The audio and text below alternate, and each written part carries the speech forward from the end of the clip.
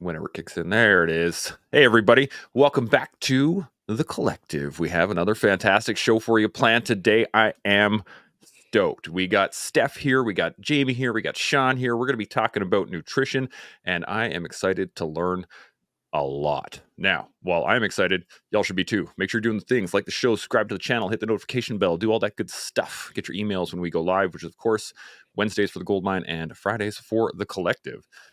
We, like I said, we're going to get into nutrition, but before we do that, let's get some intros out of the way. Steph, you're on top. Who are you? Where you come from? All that good stuff. I'm a sports nutritionist and strength coach for women over 40, living in San Diego, originally from the great state of Massachusetts. Bam, I like it. Jamie, how about yourself?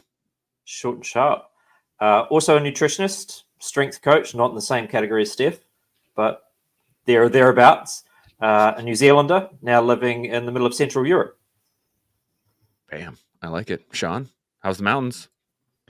Good. Looking forward to this conversation. And I got to preface anything that we say by stating that this is a big deal podcast today. And here's why. Because my wife said, wow, you're going to have Steph on your podcast?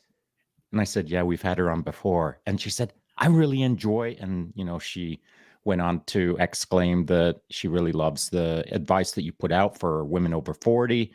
She resonates with it. And so perhaps my point is this, that throughout the podcast today, I'll be learning stuff. My wife will be learning stuff. We'll all be learning stuff. And the slices of information that are delivered throughout the next couple of hours are going to hopefully hit a general demographic, but there will be slices in here that are specific to certain genres of humans, whether it's performance-based sports or not.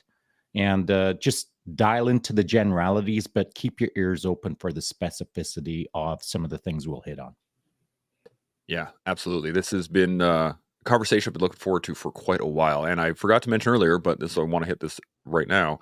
If you have any thoughts, comments, questions, anything at all while we're going through the show, put them up in the comment section. We can engage them, kind of like this one right here. Salty Jinx, good day all. Good to see you, Salty. I got your questions, and we're going to hit those probably on the tail end. We're going to get into the conversation first, and then we're going to get the sent in questions afterwards. So let's get this kicked off. And I have the original question that I have for you guys. It's a bit more of a fun way to start this.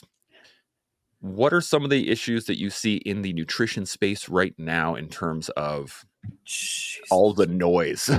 Yeah, exactly. Let's get this started well. I think that's a question for Shaun's Steph. out. Shaun has left the building.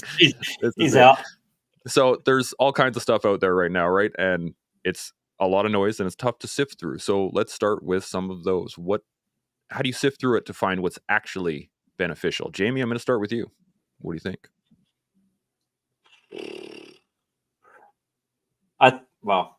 From my perspective, I've got the benefit of having 10 years worth of nutrition education at a university level. So that kind of gives me a bit of a jump start on where a lot of people are at.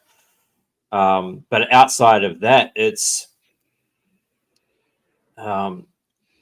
it's looking for people who have got credentials, who have got experience, who are not absolutist in what they're saying. I think to answer your question, it's almost easier to eliminate those who are putting up a lot of red flags and kind of disseminating misinformation or disinformation. It's easier to kind of identify those people from the outset than it is to almost identify those who have got something good to say. And I think if people are being very, very dogmatic, or being very, very extreme, are kind of promising the earth, that kind of gives a lot away right from the get-go. I think that they're maybe are not across as many things as they should be. That's a good place to start. Let's build on that, Steph. What do you got? Did you see Jamie and I both like rubbing our foreheads like, oh my gosh, because this is what we kind of face every day, right? With helping real people out in the real world make sense of what they're seeing on social media. And just, to echo what Jamie said and kind of build on it a little bit. I mean, I think sometimes we see a lot of red flags. Like Jamie was saying, a lot of people who are they're very absolute. And of course, in this day and age, people are really jockeying for attention. and that 3 seconds of attention that they might get from you as you scroll the feed. And so I get it, even YouTube, like how you title a YouTube video could sink or swim it, just depending on what keywords you use and how you bring people in, and things can be a little bit clickbaity. But can the person that you're reading their content or listening to their content, can they explain in any kind of nuance or caveat, or are they just sort of, hey, like this is the right thing to do for everybody, or they kind of lead with those clickbait kind of headlines, everything's a hot take. I love a hot take, but if it's every single thing that comes out of this person is a hot take, if they rely a lot on animal model studies or case studies, of course, like we know that there can be some things that we learn from this kind of scientific evidence, but if they're even unable to say like, hey, here's where this comes from. And like, we're looking at meta-analyses or randomized controlled trials. Like we're really looking at the science there. Evidence-based practice is not just what the research says. It's also what we know from working with real people out in the real world. But if that's kind of the basis of the claims, I'm already getting fired up here and punching my microphone. But if that's sort of, what they're using, or they can't explain what the difference between those levels of scientific evidence would be and how we then apply it and how we look at, as Jamie has talked about before, efficacy versus effectiveness. I mean, that to me is a little bit of a, I don't know. I take this with a grain of salt, maybe look into things a little bit more on your own. Yeah. You see, like I think one of our favorite sayings is context matters. And unless someone is describing the context for which their nutrition advice applies, then that should be a red flag as well. I mean, it's very easy to kind of paint in broad brushstrokes, but not everything fits every single person in anything in life, let alone nutrition. And you see these almighty battles take place on social media, and you get, like, in typical fashion, you get kind of polarized extremes where you'll get those who are entrenched in the ivory towers of academia and wouldn't know a human being in the real world if they tripped over one. And then equally so, you get those who only live in the real world, and as far as they're concerned, their research is listening to someone else's reel on Instagram. And kind of, so you see that divide take place, when the reality is, it's like, as a nutritionist, nutrition coach, you need to be able to kind of step into the academic world and decipher what they're putting out, but also be able to step into the real world and work with real human beings. And if someone's giving you a vibe that they don't kind of exist in that middle ground, you should be starting to ask questions of what the advice is that they're putting out there. I think that's important for basically anything, really. If anybody is dogmatic to the point that there's no wiggle room, then it can be at least questioning. You can get into some questioning thoughts here. Shaun, what are your thoughts on this? I know you tried to walk away earlier, but we're sticking to it. I had to come back frustratedly. So I looked at nutrition starting from the historical perspective this morning. I was looking at ancient times, moving through hunter-gatherer right through to modern ages. And of course, nutrition has evolved over time. Funnily enough, what hasn't evolved are humans quite as much as nutrition. When it comes to nutrition, we are trapped in this idea that if someone says something loud enough, or someone waves a piece of meat above their head long enough, we tend to follow the herd. We tend to follow the most red flaggish moment in history. And so we kind of lose context. The subject of context is being brought up.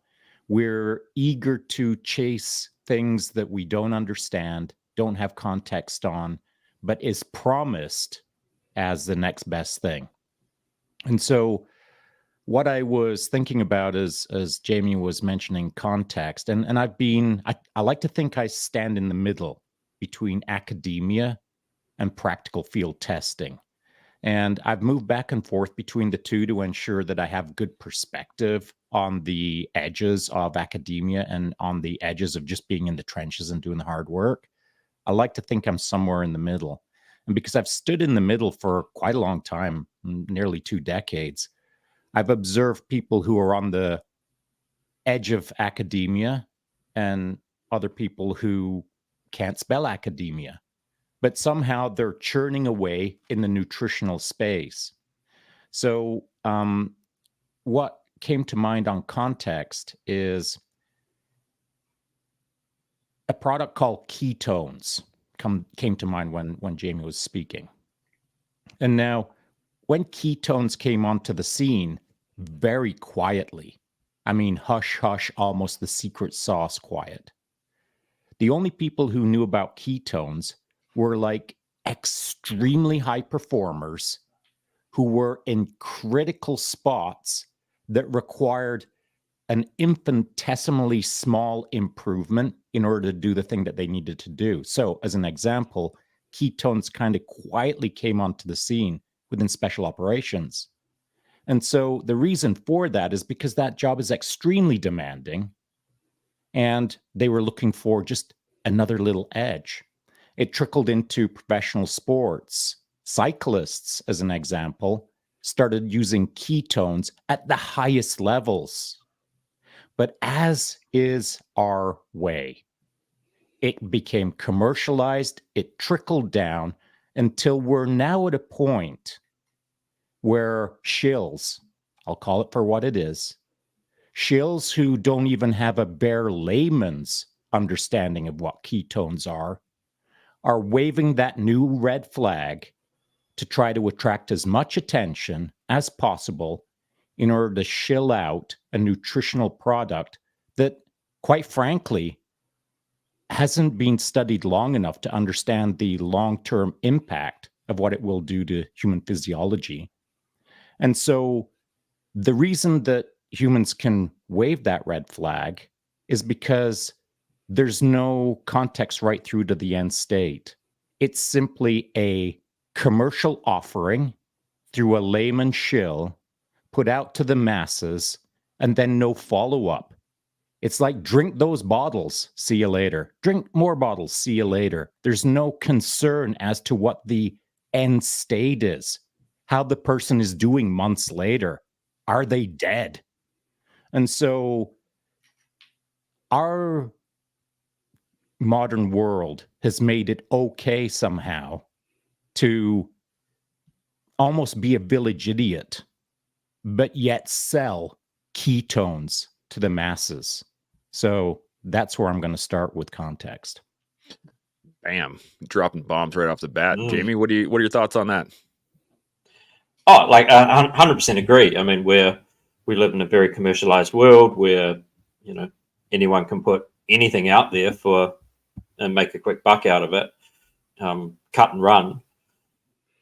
And, you know, as Shaun was saying, like, when you talk about nutrition, you can't talk about nutrition purely from the space of biology or human physiology. You have to look at it in terms of the history, and you need to understand like evolution, and you need to understand marketing and economics and politics and everything else. Like, those are all of the things that kind of actually encompass nutrition and why people make some of the decisions that that they do around food without, you know, probably appreciating the weight of history behind that decision that they're making. And all of that adds up to a really, really messy space. Like, you would kind of think and hope that it's a relatively pure form of science, but it is not. Like, as I said, it's history, it's religion, it's politics, it's this, it's that. And all of that comes to bear, diet culture, all of it comes to bear on people's thought processes or lack of thought processes around what they're buying into it and what they think are credible messages and who they think are credible people. And it just makes it an absolute dumpster fire for, you know, people like myself and Steph to try and navigate and talk people down off the ledge when they're about to drop however many hundreds of dollars on ketones that they don't need. So. I love that. Steph, what are you thinking? I can see the gears turning. I don't know how much more I have to add other than, you know, late stage capitalism and she went there.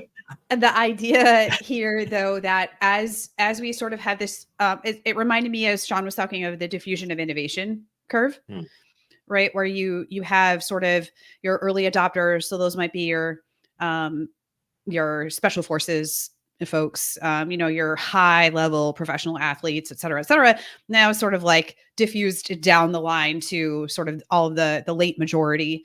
And the fact that a lot of those people, though, and if we're just using this example, in the late majority, are also highly vulnerable in terms of things like, maybe they are people who are, and I'm not saying people who are, on the other side of the diffusion of innovation curve can't have these sorts of things, but how things are marketed toward Gen Pop, for example, oftentimes really targets these very vulnerable populations, people who have been, if we're speaking in the context of nutrition, on and off like the diet roller coaster for years and years. And they're feeling so vulnerable. Maybe they have some kind of health condition and they're feeling the pressure to really do something about it. And so then you have people who, for example, sell things like ketones, exogenous ketones, and they're just like, hey, I've got like the answer for you. And that's one of the reasons why the lack of context is so jarring when we see it, is that it really, a lot of these things target the most vulnerable people, the people who are really looking for a solution, for whom the systems and structures around nutrition have failed them up to this point, or health, or whatever we're talking about. And I think that's one of the things that makes it the most galling and and just frustrating when you see it, is that as Jamie was mentioning, these things are really tightly woven together, and it's just a minefield out there. Yeah, and minefields are not a lot of fun to walk through. Let me tell you, been through a couple. So I gotta ask then, how do you educate? What do you personally do to deal with the realities of nutrition? And I just kind of want to know for my own personal sake, but what are some of the biggest things that you've had to just straight out be like, that is a flat out lie, this doesn't work? The myths that you've had to debunk over your careers. Steph, I'm going to come right back to you. What do you think? Yeah, I think before we even get to that point, if we're talking about especially working one-on-one with clients, is understanding why they've done what they've chosen to do, in terms of maybe using some of these strategies or products or whatever it happens to be. Is like, well, what did you think that this was, like, what was your thought on this? What did you think the benefit was going to be of this? Because oftentimes when we're meeting clients, they've had it, they're really looking for a solution. And sometimes when you come in, and even though what we do as coaches and nutritionists is educate, if we're just going to like stride in on our white horse and just completely like shit on what I forgot if I can't swear. Anyway, sorry. If we completely tell them like, hey, this was wrong. Like, don't do this. This is a bad thing. That can only further contribute to things like the shame that they feel, them feeling a little bit shut down. Obviously, they've come in, they want to work with somebody and solve things, but that's a really vulnerable time. And so I often will ask people, well, what was your thought there? What did you think you were accomplishing? Because sometimes what they're trying to accomplish, we can help them do that with actually sound nutritional strategies, but sort of we do it in a way that's not making them feel bad about it, I guess, and instead looking for solutions together that meet that person's life and social support system and environment where they're at. So that's how I approach it. I can't speak for anyone else. I love that. Understanding who the person is before you even look at the nutritional issues. I love that. Jamie, what do you got?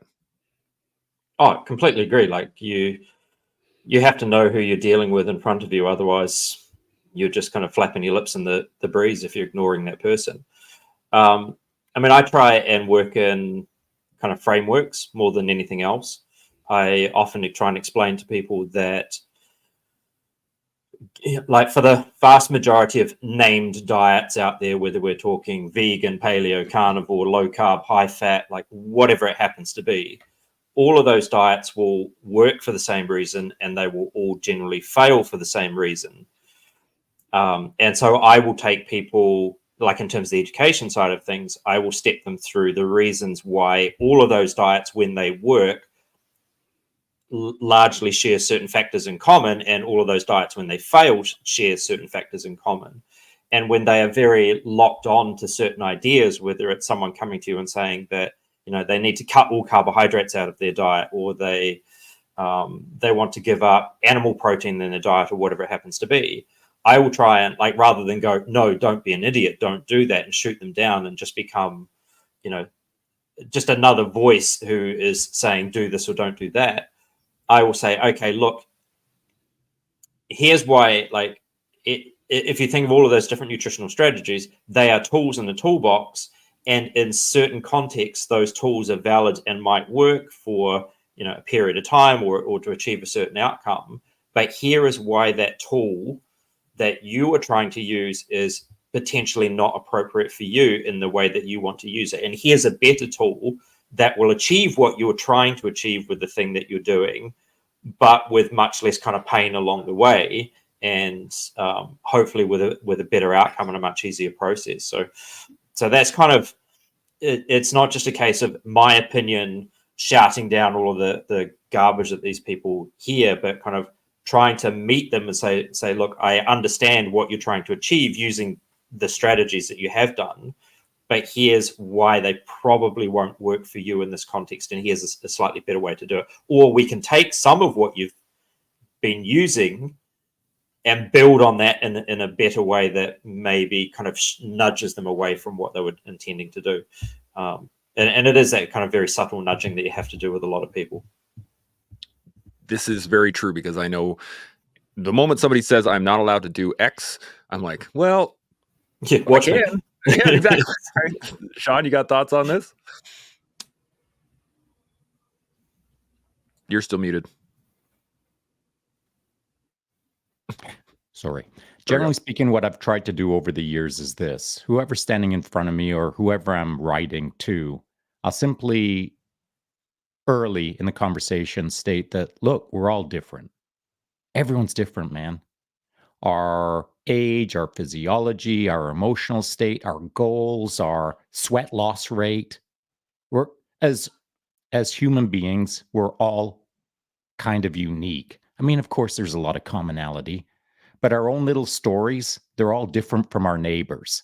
And so that means our nutritional story as well. What we ate way back in the day, what we're eating now, and what we'll eat in the future in order to achieve the things that we want to achieve. And so I've always tried to state that how I run my nutrition will probably be different than how you run your nutrition, though there will be some commonalities. And so it's the devil's in the details, as it were, as to how someone can become, we'll call it, high performing with their nutrition, rather than versus mediocrity or low performing, or worse yet, creating problems. And so that uniqueness for each individual's journey towards the goal that they have uniquely identified, that can be commonly achieved. But if someone really wants to move the needle, if someone wants to get there faster, if someone wants to get there easier, if someone wants to get there better, then it requires help. For the common person, the layman who isn't fully aware of the totality of nutrition, it's good to get help. Now, where I think it's gone wrong, and this is directed at the two nutrition coaches, I'll loosely infer, where it's kind of gone wrong is nutritional experts have been boring. They've been academics. They've been surpassed by the TikTokers. And so most of the planet will listen to a 19-year-old TikToker with all the fireworks going off in the background, but they won't listen to a 40-year-old scientist who's the smartest nutritional person on the planet, because he or she is in a white lab coat and is super freaking boring. And so the industry as a whole, the nutritional industry, I feel, has been beaten in the race by the TikTokers. And it doesn't mean that they've got anything to add to the conversation other than white noise. But right now, their white noise is more appealing than the boring lab coat person who is putting everyone to sleep. And so I feel the industry as a whole has kind of like let it slip a little bit, has let people surpass them or bypass them in the knowledge delivery versus the actual knowledge that isn't being delivered. This is an interesting space to go down, and I want to liken this to, the fact that if you're, how do I word this? If you're in a space and you have a general knowledge, it's really easy to spice things up, make it sound really great. And I think a lot of people who have the knowledge background or the theoretical background like to think that the knowledge will stand on itself, right? Like, oh, yeah, well, this information is true and most people should be able to just kind of absorb it. So why isn't it working? Do you guys see that in a similar manner, in the fact that perhaps that's why they've lost that race a little bit?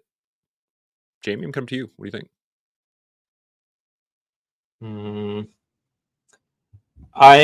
I'm picking up on what Shaun was saying.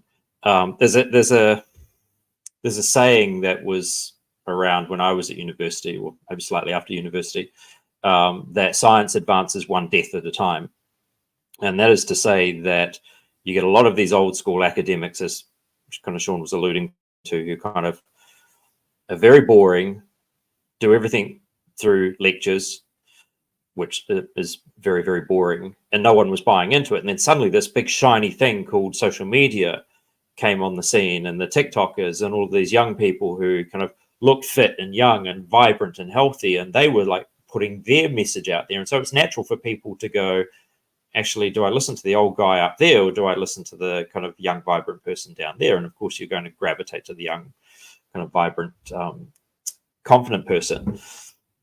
However, I think that is changing, or I know it's changing, because now you've got a space where people who are very knowledgeable and very savvy in this space are also savvy at social media, are also the TikTokers, are also the Instagrammers. We've got one sitting here with us right now in terms of Steph. I mean, she's kind of excelled in that area. And so she is, like, people like Steph and others, including some of the academics, to be fair, are actually now coming back into that space and kind of trying to wrestle the reins away from the 19-year-old TikTokers, and to sell a message. And whether or not that message will vibe with the people who are listening to it probably comes down to who they are talking to, and whether or not the intended audience kind of sees themselves in the person that is kind of sending the message. So, 40-year-old women interested in nutrition and strength training will look at Steph as a 40-year-old woman who excels in nutrition and strength training and go, oh, like, I might actually listen to what she's saying over the 19-year-old young, like, male TikToker. So I think that space is changing slowly. But I mean, Shaun is right, and that's like people from that kind of knowledgeable academic field just kind of sat back on their hands for so long, going, oh yeah, but like, we're the ones who know about nutrition, so people will naturally come to us, and they very nearly lost that fight. Speaking of our resident influencer / inspirer, let's use that term, because I know the influencer is not a great one. Steph, what do you think on this? Chance, I was on Instagram like before the term influencer was a thing, so I always find You that sound really so old. I was on Instagram before it was a thing. I think my account's 13 years old or something at this point. Anyhow, I digress. In a way, sometimes I think of it as a race to the bottom. I don't know if it's just a race, but I see sometimes it's a race to the bottom on social media. I also know that it's not just the content itself, but it's the way that the algorithm picks up on the content and how people are interacting with the content. So if a piece of crap nutrition content is being shared around because people, Jamie and I will do this all the time. We send each other direct messages like, can you believe they said this? That still counts as engagement to some degree. And so, I want to just present that other side of it. Like, well, why did these people get so popular? Obviously, we know that sometimes our message isn't great, but it's just the outlandishness of what they say or how people are engaging with the content. And as I mentioned earlier, the more clickbaity you can make the content, the better, right? We know that these algorithms we don't know exactly how they do what they do, but we know that they're very tuned to lots of different signals that they're getting. So I think that that's the case. I also see, and I try to be respectful of the fact that, and I'm going to use Darren Candow and Scott Forbes, both Canadian, both creatine researchers out of Saskatchewan. And they are, Dr. Candow, they were involved in a 2-year pilot study in Canada, a randomized controlled trial on creatine and bone strength in postmenopausal women. Like these two guys in particular are busy. Like they have a lot happening in terms of their, time to kind of do the social media thing. But I also see people like myself who are not experts in these very, the depth of knowledge that both of them have from running these research studies and doing what they do for 20 plus years. I see that I have a unique role there. And for example, bringing them on the podcast and having the opportunity to highlight what they're doing at a very deep level and their expertise. So, I think that we have to be a little bit understanding of why sometimes these folks just aren't blowing up on social. Also, you do have lots of very famous scientists at this point who are, or science related people, medical professionals who are starting to really explode in popularity. And a lot of them, to be frank, have paid for very great PR teams and stuff like that some of us just don't have the priority to engage, or, we don't have the finances or whatever it is. So I think it's complex. I do agree that, how we deliver the message is important. And as the social media channels continue to evolve, we have to think about how do we get the content across. I will tell you, when I do educational content, it by and large flops. So I can try to use my platform, which I do anyway, to educate and try to give it to people in a way that's digestible and makes sense. But if I do something funny, it takes off, right? So you can understand why people have done what they've done on social media. I do think that there are, and there will continue to be, more people who stand a little bit more in the middle, who do have social platforms and continue to try to bring people on to highlight what these people are doing, for example, in the lab on the daily. And they just don't have a platform because they're busy doing that kind of work and publishing papers and going to conferences and that sort of thing. I love the term science related person. That's a great terminology. Shaun, you got any points on any of this? I do, because I've been following Steph for some time. I have noticed that you've actually dialed your game up. And so you may have been on the game for 13 years, but over the last year, you've dialed it up. Am I wrong? I don't think I'm wrong. I've been trending Steph and what she puts out, and to her point, I've noted within the trend that when she does something funny, it flies, and when it's hardcore science, it doesn't fly as high, and I can understand how that can be frustrating. And sometimes it can be discouraging to a degree where you kind of give up on the education part and you kind of start stoking the humorous, the entertaining, the fun stuff. And then you become the well-educated shillfluencer. And so the context that we have to keep in our lives, our balance, is to remain true to the science or true to the well-established evidence, while still having a bit of a edge to us that is still appealing. No one wants to be delivering boring information as a boring individual. And so finding that nice balance between really knowledgeable but still approachable, I think, Steph, you are already doing it. And you have been doing it for some time. I enjoy watching your stuff, and I'm not a 40-year-old woman. And so I think that you're onto something, but how to use your platform, you're already doing it, but how to use it better to engage in more people, I'm not sure, but maybe we could just do an impromptu, put our heads together and use it as a model or as a proxy to understand maybe there's blind spots or gaps that you haven't considered within a group. What do you think? Sorry, I was muted. Yeah, that's I'm trying. That's what I'm trying to do all the time, right? Is find that sweet spot, find that balance point. And I also know that I have to be true to who I am. And being on social media for as long as I have and kind of doing what I do, I've definitely had times where I've really, you try to stay open to learning new things and seeing where the gaps potentially are. And at the same time, staying true to who you are, how you deliver your message. For example, education is one of my personal core values and my business values. And I'm really clear on that. So I won't stop, I'm not going to stop educating. Right. And so it's like looking for different ways to educate across the platform, for example. But yeah, I think it's an ever evolving process. One of my friends started an Instagram for his business a few years ago, and he was asking me about it and said, "Hey, you must have it all figured out by now." And I was like, "If only," because everything continues to evolve. The way we use social media and the platforms themselves continue to evolve. So, yeah, I'm always sort of keeping an eye open for what could I do better, how can I improve, but also staying true to who I am. And if I try to start either acting like or making content that doesn't quite resonate with me, it's going to fall flat with other people as well. So that's the constant state of flux and dynamic equilibrium that I think I live in as somebody living at this age in history.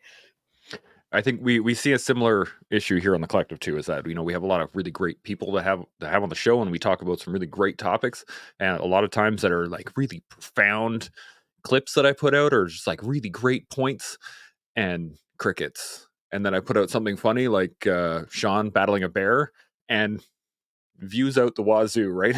It's a really hard space to manage, but it's our job to manage it. Now, I want to get into this, into the nutritional side of this. And I want to ask for the layman, for the me out there, I'm 41. I don't really have any idea of what nutrition is in terms of what I need, other than some generalities of, eat good food. I should have high protein intake. I am an athlete. I train jiu-jitsu pretty regularly. I'm at 6 days a week. Where do we start? What is, do you think, for the layman, what is the first step that person should take in bettering their own nutrition? Jamie, I'm going to hit you first. What do you think? Well, we'd need to identify where the gaps are in what you're currently eating, which would involve kind of sitting down and go, okay, tell us what you eat. Let's go through a day. Like, where do you start? What are you doing? What does your day look like? What does your life look like? What are your stresses? Who's around you? What support do you have? So, like, I think we mentioned it earlier on. It's like we'd start by getting to know and understand you and your life and what your demands are.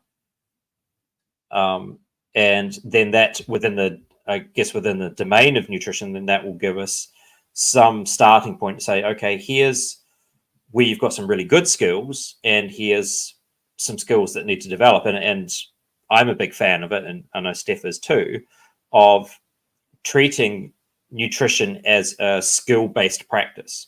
I think far too many people assume that all of they need is just knowledge. Like they eat food, so therefore they already have the skill around nutrition. And well, that's not true. So are you lacking skills in terms of just a good knowledge of what the fundamentals of good nutrition are, or do you have a good handle of that on that? Do you know what good whole food is, and do you know what highly processed food is, and where that's appropriate to use in your life? Do you know what a protein is? Do you know what a carb is? Steph and I are always blown away the number of times that people still go, oh, so like, what is a carbohydrate, or what is a protein food, or they'll mislabel a food. So some of those fundamental knowledge-based skills are missing.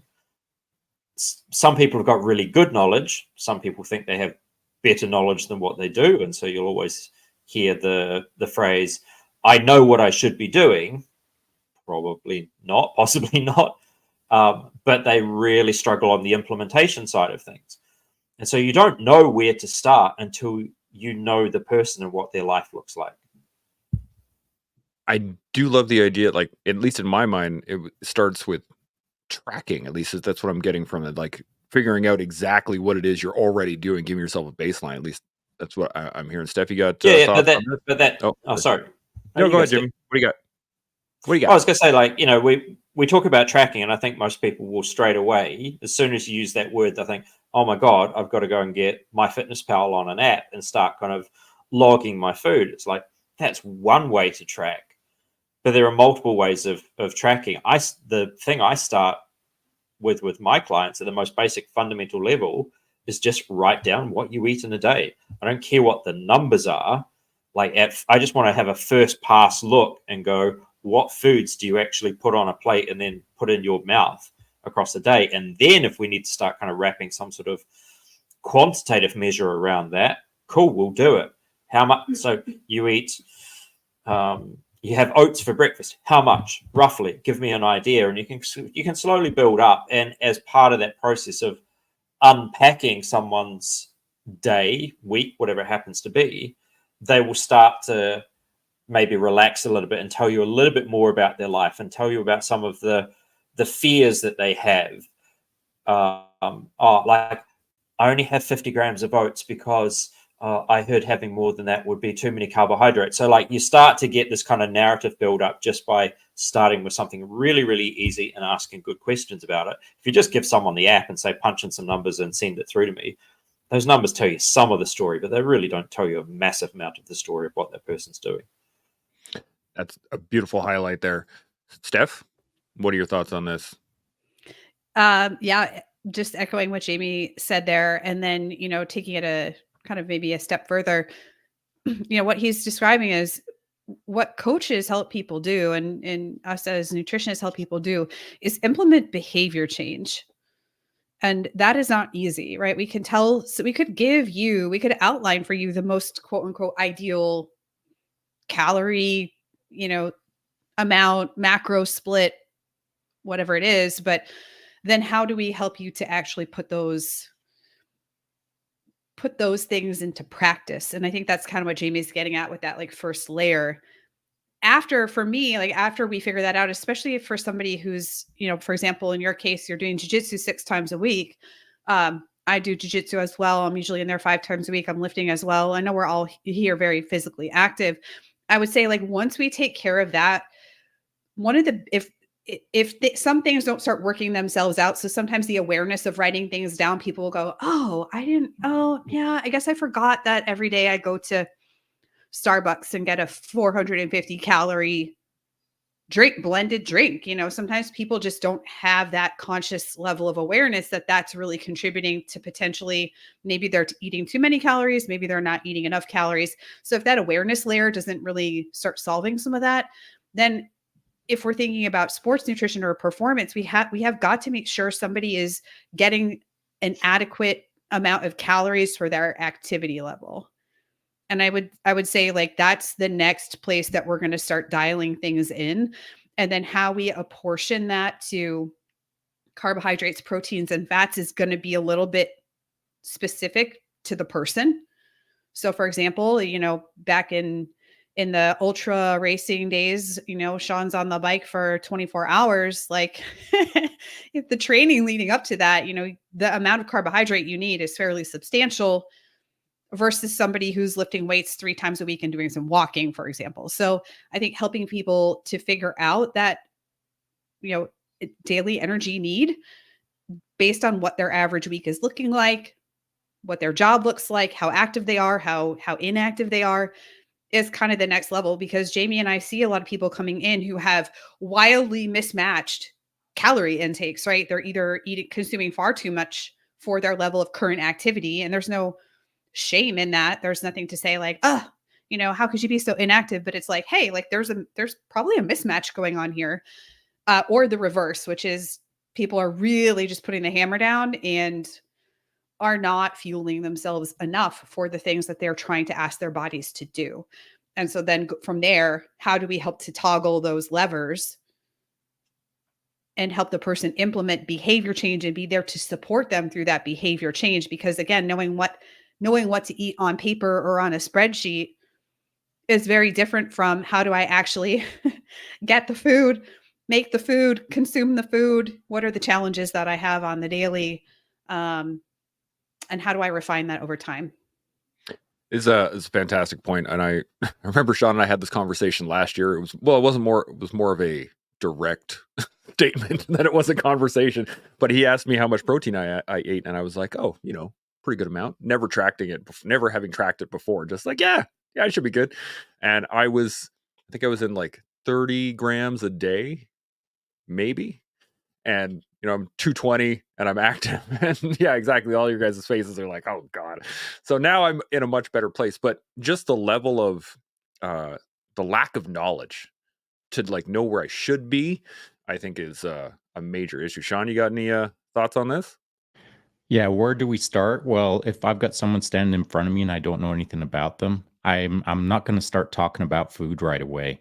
We're going to talk about sleep, stress, hydration, goals, what you've been doing up till now, and where you think you're going to go. All these kind of high level, almost conceptual sort of feel for the person before I start diving into it with them. And to Chance's point, more often than not, a lot of people have made such broad-based assumptions such as, oh, I eat well. Oh, I get enough protein. Oh, I understand sleep. And that is not true in nearly every case. I'm not a food scientist, but I've thought a lot about nutrition. I have a few rules that I use for myself and for others, but these general rules, let's call it, as I said to Chance back in the day, you need to be looking at about 1 gram of protein per 1 pound of lean body weight, not 100 extra pounds of fat body weight, but lean body weight. That's generally the rule of thumb that I would throw out to someone to get them thinking. And then it gets refined from that point forward. But when Chance and I did that math back in the day, I watched his eyes bug out of his head as he realized the disconnect as to what he thought was right and what is generally right for him. And so once he understood the general model, then it was his job to refine it. But I'm not a food scientist. I'm not a nutritionist. I'm not a food coach. And so when I look at a person, I try to get a general feel of where they're at in their entire life, because I think that's where it starts. If someone came up to me and said, hey, what should I eat for the next year? I'm not your guy, because I need to know more about you than your interest in food. I'm interested in your ideas on lots of things, but they're a totality of you rather than just a very thin veneer of, I want to get fitter. That just isn't enough for me. And I don't think it's enough for anyone who is considerate of the best for someone. If you genuinely want the best for someone, I think, as Jamie stated, it's a feeling out process of over a period of time it gets refined rather than, oh, your name's Bob, here's your chart, follow it for the next year and don't call me. That's not what good coaches do. Coaching is a refinement of a journey that you have with the individual that you're serving. It's a two-way dialogue with a singular focus on moving forward as a team. And it takes refinement. So that first shot across the bow of just get a bit of scrap paper and scribble down, you ate an apple, you ate some oats, you went to Starbucks. That's a good start. But over the journey of refinement, all of those details will be filled in by a caring coach. anyone who, if you get involved with a food coach or a nutrition coach and they don't know your dog's name by the end of the year, then they're probably not invested in you. They're probably a one-way delivery system on a subscription plan that they don't care whether you stick around or not. So you've got to find people who genuinely display some deep caring in the process.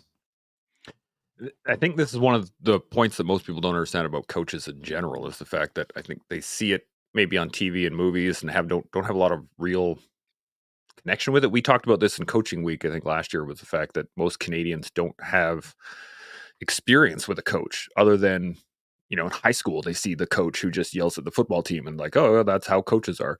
But I don't think most people really understand what that is like. So I think that's a good first step, is just to engage with a coach and see what it's like. Jamie, got thoughts on this? Yeah, just want to echo what Shaun was saying there, and I think people do have a misunderstanding of what a nutrition coach does versus, say, a nutritionist. I'm technically a nutritionist, but I work more as a nutrition coach.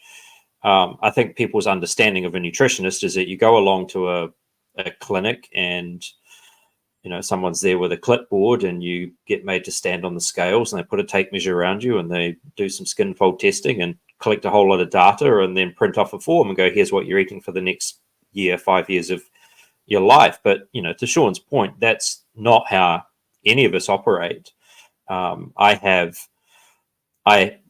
approaches me and they don't like it, but they've got a fairly substantial onboarding form that they need to kind of go through, which is the starting point for me getting to know them. And that in those onboarding forms, there's a little bit about nutrition, but there's a lot about like, who's in your house, who does the cooking, how many kids do you have, like how stressful is it, how do you cope with that stress, how many hours do you sleep you're getting a night, how many hours do you work, like all of those sorts of things. And like, yeah, you kind of glance over the nutrition stuff, but you take a really deep interest in the rest of their life.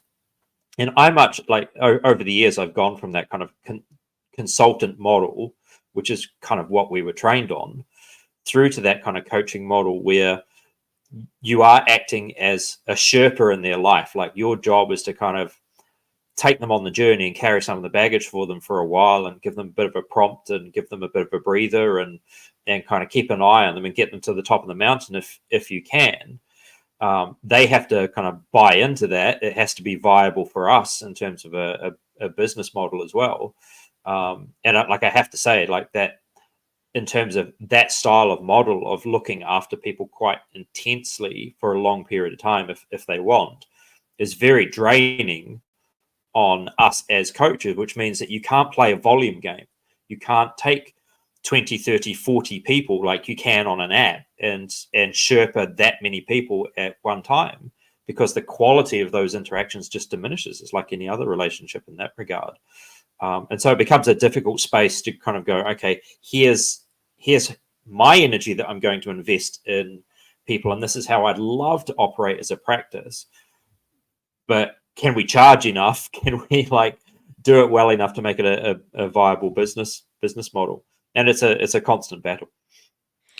I can't even imagine the difficulty trying to get to know 40 people well enough to determine their nutritional value. Like that's a lot. I have a hard time knowing 40 people in general. So that's a whole other ball of wax. Steph, you got any points to add to this?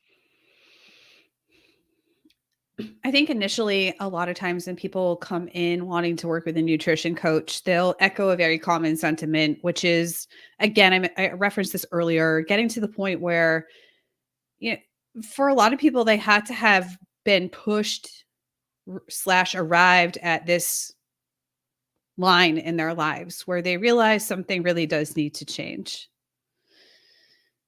And quite often they feel a little bit under the gun, a little bit of pressure to make things happen. And so the common refrain is, I just want to be told what to do. Just tell me what to do. And as Jamie has mentioned, and Shaun was mentioning earlier, it's not quite that simple. And so how do we sort of play the guide on the side, is like, how do I fill that role? And I'm always thinking about that. Most of the conversations I have with my clients about nutrition come down to mindset, beliefs, goals, goal refinement, behavior change. And again, the food is sort of the outcome of that. But for somebody, for example, who has done a lot of extremely restrictive dieting in the past, I need to know that. I want to know that because that's going to inform how we approach things. If I have a client who has a very tenuous relationship to, very closely tracking their food, it creates a lot of anxiety for them. They feel like they can't step away from it. Eventually, they feel on the hook to it. We need to know that because there are other ways to accomplish what we need to accomplish. But there are a lot of coaches who present what they do as very much a plug and play because they show the quick result. They show that, 8 weeks later, 12 weeks later. I don't care what you can do for somebody in 8 or 12 weeks. I mean, sure, that might be enough to hook them, but what can you do for somebody over the course of a year or 2 years? Not that you have to work with them that long, but how is that person's life any better or different in a good way from when they came in to work with you? Can they sustain your model, your methodology? Can they keep going? Have they ended up in a better place or a worse place? And I don't think social media, to come back to that, but I don't think that a lot of people who are putting their services or things out there are super honest about that. They present it as, oh, I do have, you want to be told what to do. I have that solution for you. I'm just going to tell you what to do. And we know that that's not the case. When you do sign up to, you take a client on, yeah, you are going to go on the journey together. And, I think about it like the sidecar of a motorcycle. You're going to steer the motorcycle. I'm kind of there on the side to make sure we don't go off a cliff, but you're ultimately the expert in your life. And my job is to help you, bring all those pieces together. I really love that model of being in the sidecar as a really great visual for those people that are struggling, and the fact that I agree with you. I think a lot of people just want somebody else to drive, just somebody else drive, but they're more than happy to be the side seat driver at the same time. So it's a tough one to play with. Shaun, any additional points on this? Just echoing what Jamie and Steph said, and I'm going to throw out a number now. I've never thrown out this number, I don't think. When I was a high performance race coach, which I did for 15 years, I had athletes all over the world. And I coached a lot of athletes simultaneously, but never more than 30. I came close to 30 at one time, but 30 was my absolute limit because it was too much. For me to do what I wanted to do for the people that I was working for or serving to a level that I wanted to serve them, you can't do hundreds of people. Out on the internet right now, there's a really interesting phenomenon. It's been in place for a little while now, and I see a lot of they're kind of like 20-year-old men, and it's a tight shot of them. They're looking pretty sharp, and they're coming across as really successful. And what they're pitching is for all the coaches out there, if you're struggling to get clients, join us. We have a process, a system that is going to get you hundreds of clients, and you'll be able to ... have a jet by the end of the week. And so, I have responded back to some of these shillfluencers, and it's along the lines of, hang on a sec. So what you're telling me is you're keen to expand the footprint of coaches who know nothing. Is that your business model? Because you're seeking people who've been in the game less than a year, and you're trying to expand a huge client database for that person who, generally speaking, is a layman. And of course, I'm not getting any responses from the shillfluencers because they know the deal. They know what's up. Sadly, the people who don't know what's up are their clients who are buying into this goofy model. And so anyone who is a caring, deep thinking, wants the best for you coach can only coach so many people simultaneously. I always I used to say this, that I turned away more people than I accepted. And the reason the people I accepted stayed with me for years and years and years, over a decade in some cases, is because we had a good relationship, a caring relationship, a personal relationship where I wanted to know their dog's name. And the relationship is deep enough over the years that sometimes you know more about that person than their partner does. Coaching at a degree of deep caring is a heavy load as a coach, and you can only take on so much load.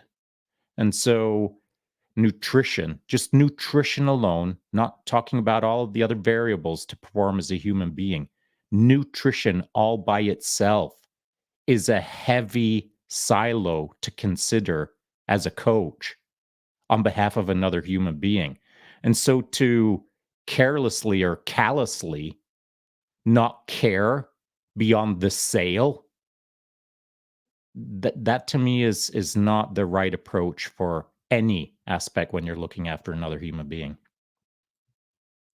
I could not agree more with that. I mean, it's there's there's no way to care for somebody effectively without really buying into them as a person to begin with. And I think that's just a fantastic point. Now, I want to hit a couple of these comments before we jump further into this.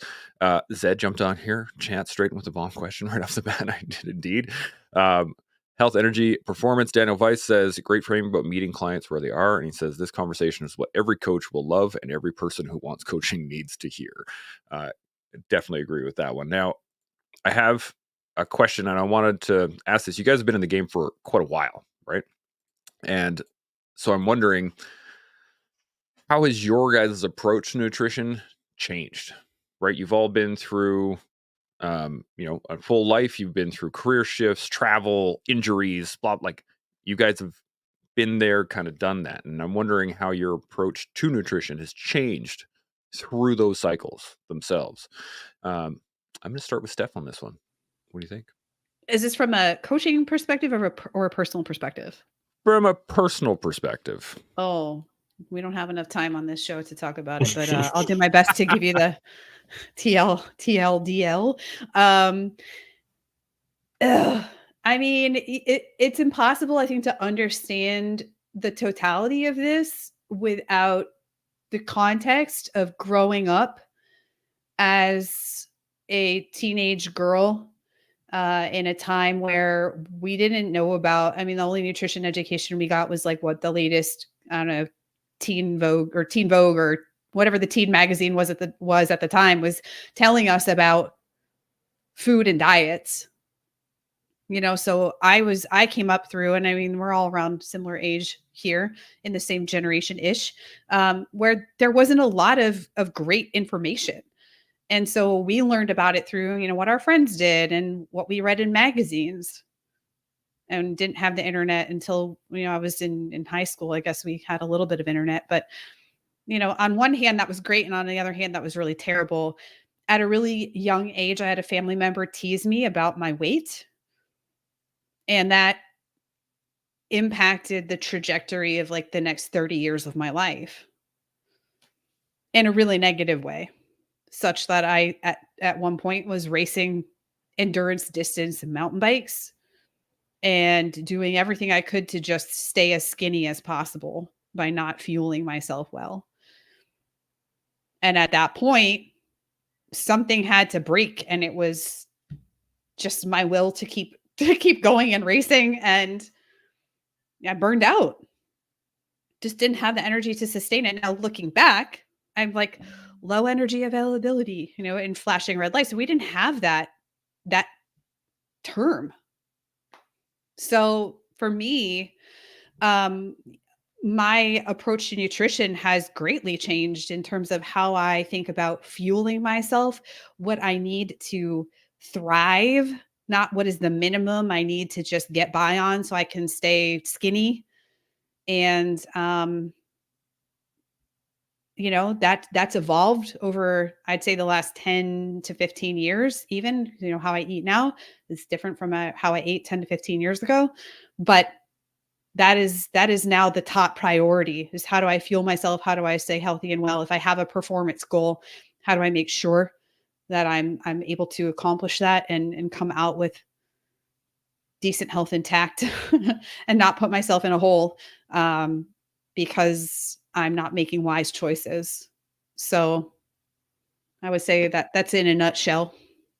Well, thank you for sharing that. That's it sounds challenging. I can only look at it from a male perspective on my side of it, and that is that is a very challenging hit early on in life for sure. Jamie, what are your thoughts on this?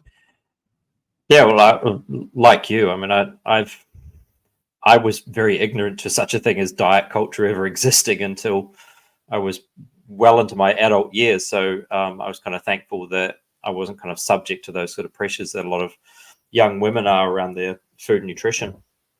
Listen, my views on nutrition, and particularly my own personal nutrition, have changed and evolved. And you get older and you acquire more knowledge, and you kind of, I don't know, you experiment and you fail and you learn so much from that.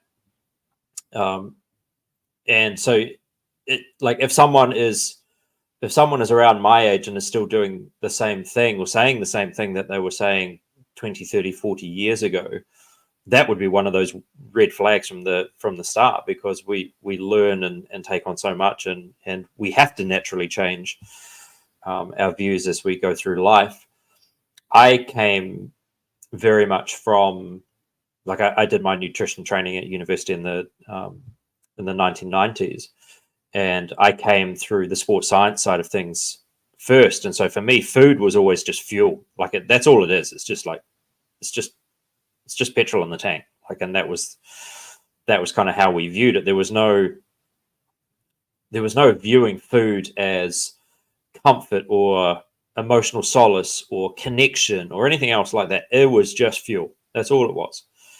And where I'm at now, I have such a better appreciation for the history of food, the role it has played in societies and empires and all of those sorts of things, that, stuff that you would just never consider back in the day. I also came through at a time where the line, I think if I remember it correctly, the line that we were given in university was protein is not a nutrient of concern. And so there was a very kind of, in the 1990s and times prior to that, were very kind of anti-protein, not really to the extremes that they are now, I guess, in terms of advocating for a lot of kind of plant-based nutrition. But certainly it was like everyone gets enough protein. It's not an issue. And of course, everyone probably did get enough protein, because the guidelines of the day were set so bloody low that if you set the bar low enough, everyone clears it.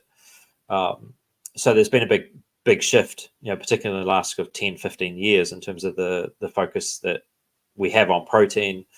My personal views on nutrition have been very, very heavily influenced, I guess, by two key factors, and that is the whole evolutionary side of things, the mismatch hypothesis, that we have changed our diets faster than what we've changed ourselves structurally, biologically, from evolution. And so that's had a huge kind of impact on how I kind of view nutrition. That's not to say that I'm in that kind of paleo recreationist kind of camp of we just need to kind of go back to the good old days of eating like a caveman, but I'm still kind of pretty heavily influenced by that evolution side of things. And that was something that, again, through my initial training, we didn't mention. I don't think we ever mentioned evolution. We certainly didn't study it with reference to nutrition. And so all of those things have had a very, very huge impact on where I'm at. I consider, like in terms of where my career is at now, I've got so much more focus on other domains of well-being outside of the physical domain and outside of the nutrition dimension within that domain, that like I kind of wrap all of that into kind of my understanding of my practice, and it has a huge impact on how my diet has changed over the years. I'm just loving this conversation, and the it made me think of the fact that, especially when I look back at my own lifestyle growing up as a kid, we grew up, didn't have a lot of money. Food was one of those things that was just like, be happy you have food. Period. Right? Just be happy there's food on the table. And I grew up with that mentality. And then I joined the military, and I was $175 at 6'5". Like, I was lean. And I put on 30 pounds in 6 months of training. And I thought it was the training. I thought it was the physicality of it. It was just like, we were always working, we're always lifting, we're always doing stuff. But I thinking about it now is the fact that I was eating 3 meals a day, big honking meals, and working like mad throughout that. So it's no wonder I put on 30 pounds when that happened. Shaun, you got thoughts on this? Yeah, I haven't.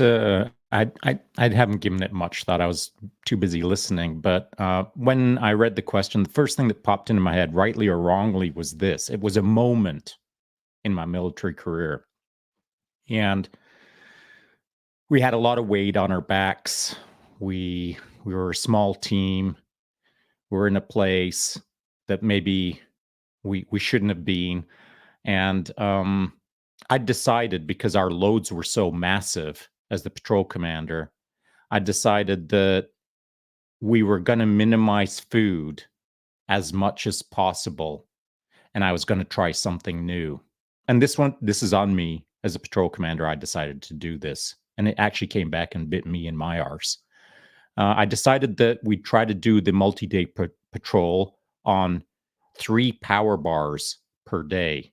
So breakfast, lunch, and supper was a power bar. Now, this is going so far back in the day that the power bar that I had didn't have a warning label on it that said, this product has to be consumed with water, as the example. The marketing at that point was so early that there wasn't much information on the power bar. I'd got it in my head that based on the calories in this and the makeup of the macros, I think this is going to be good for us. And so I put it on my team. And so all of us are out there with 3 power bars a day. And I remember, like, it was in pitch black. We're moving back out of the area about 2:00 in the morning. And I had to halt the patrol, put them all down. I had to scoop a little hole into the dirt, grab my Nomex gloves, put them around my mouth, and I had to vomit into the dirt as silently as I could, because obviously with the workload that we were putting out and not enough water and this product, it had put me in the hurt locker to the point where I was on my hands and knees vomiting quietly into a hole in the dirt through night vision goggles. And that has never, ever, ever left my mind as a reminder to what you can get away with for nutrition is actually quite a lot. But what you shouldn't try to get away with is actually quite important. And so from that moment on, I've always paid attention to nutrition in respect to, you can push it too far. There is a edge that you bump up against where it should teach you a lesson.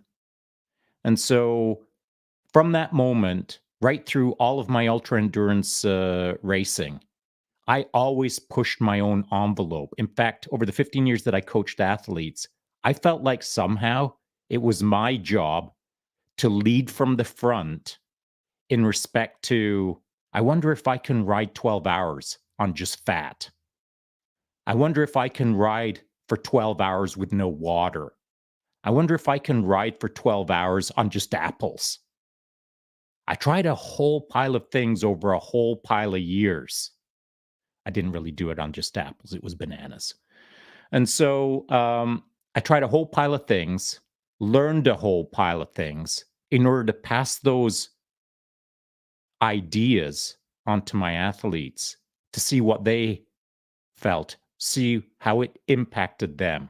And so I feel like for the last 20 plus years, I have tried more nutritional things than most against a really, really, really adverse space to see if it works or not for Shaun. So I'm not in my ivory tower cobbling up theories. I'm in the freaking trenches cobbling up theories and then testing them on myself to see if they will work for anyone else, perhaps.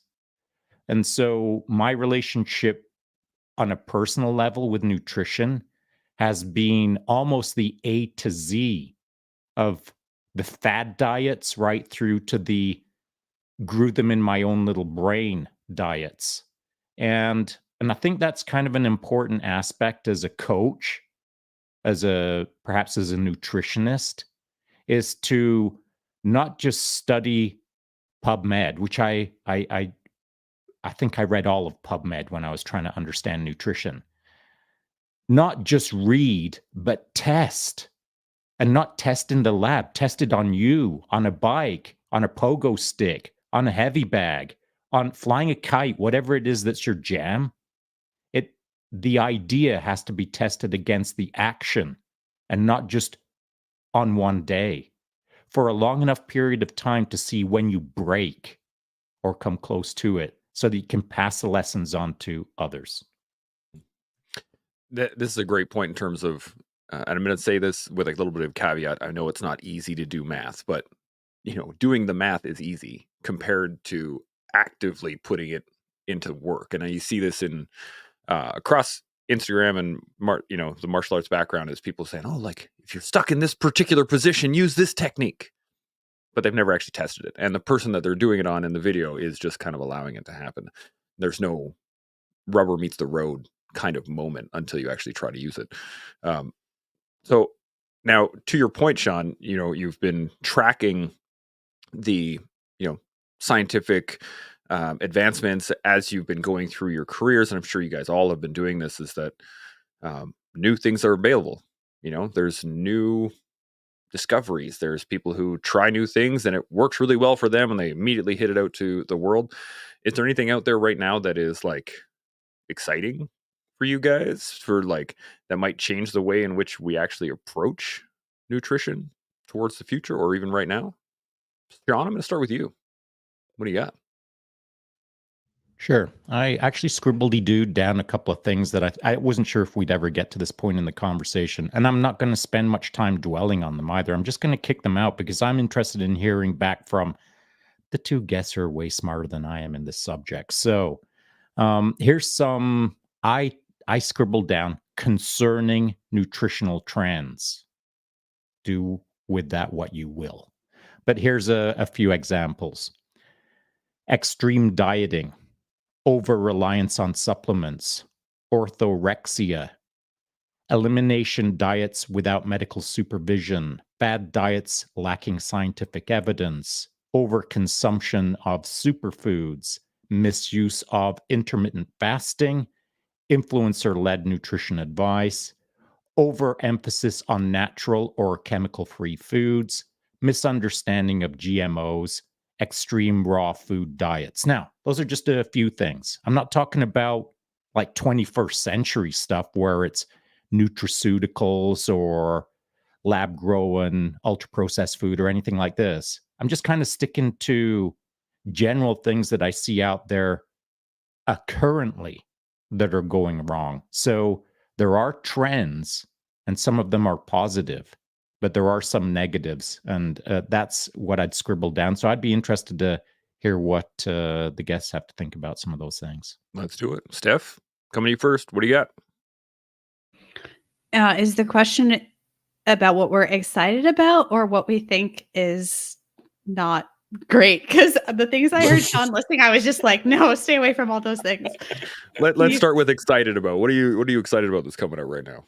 I mean, I don't have my finger on the pulse of a lot of this stuff, to be quite honest, because I don't often see a lot that's like, yeah, let's do that.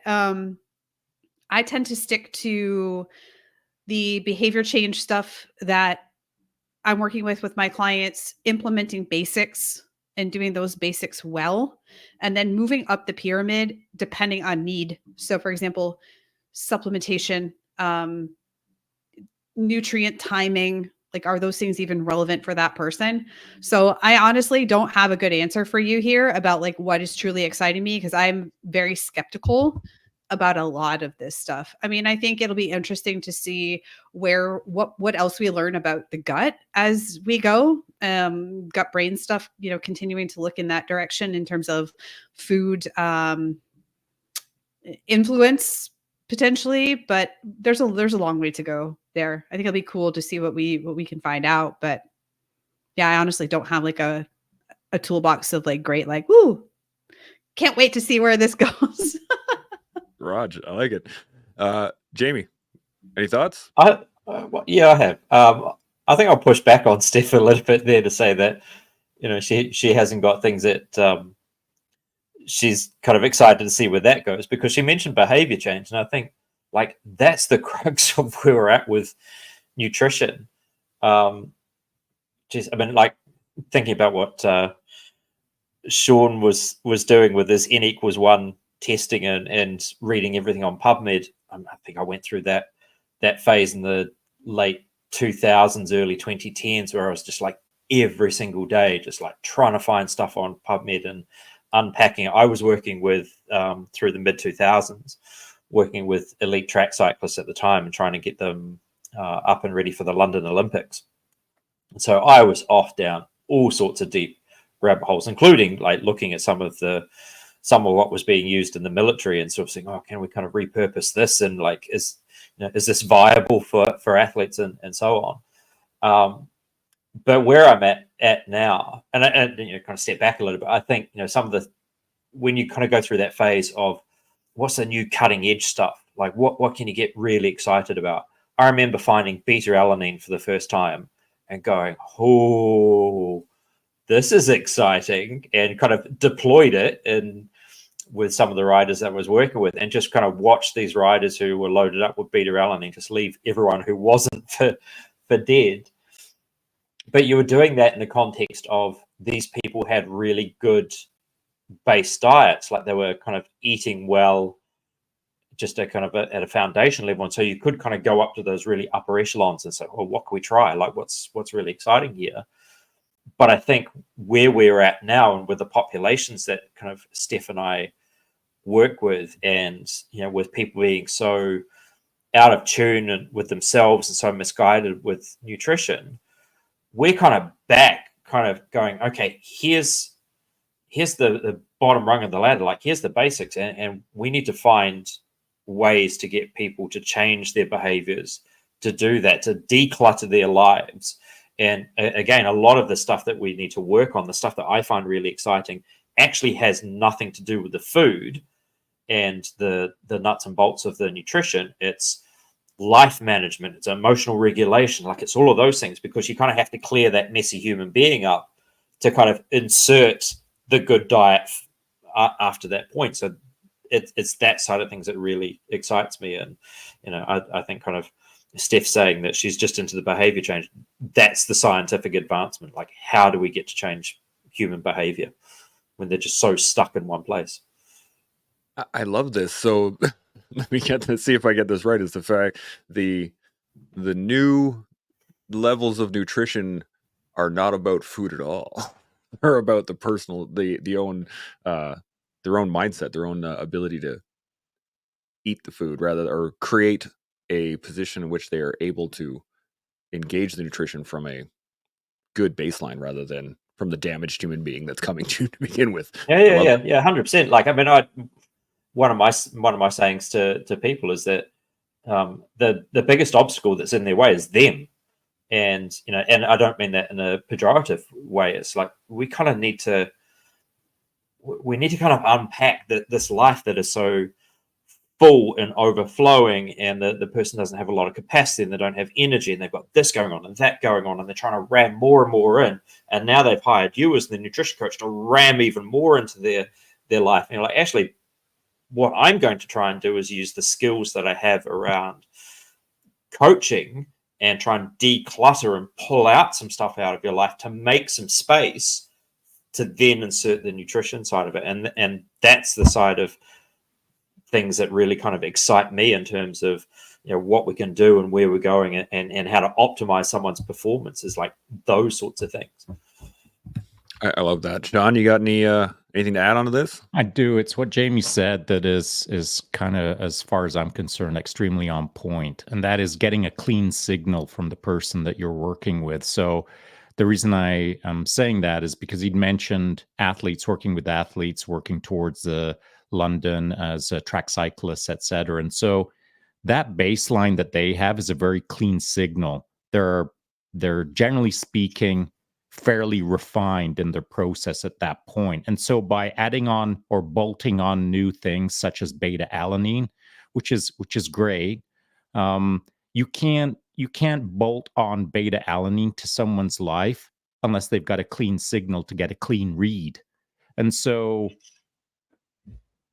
then if you want to see how rhodiola rosea combines with beta alanine as a endurance athlete on a bike, you're never going to get a clean signal from the beta alanine rhodiola rosea combo if you're starting again with a baseline of an unclean signal.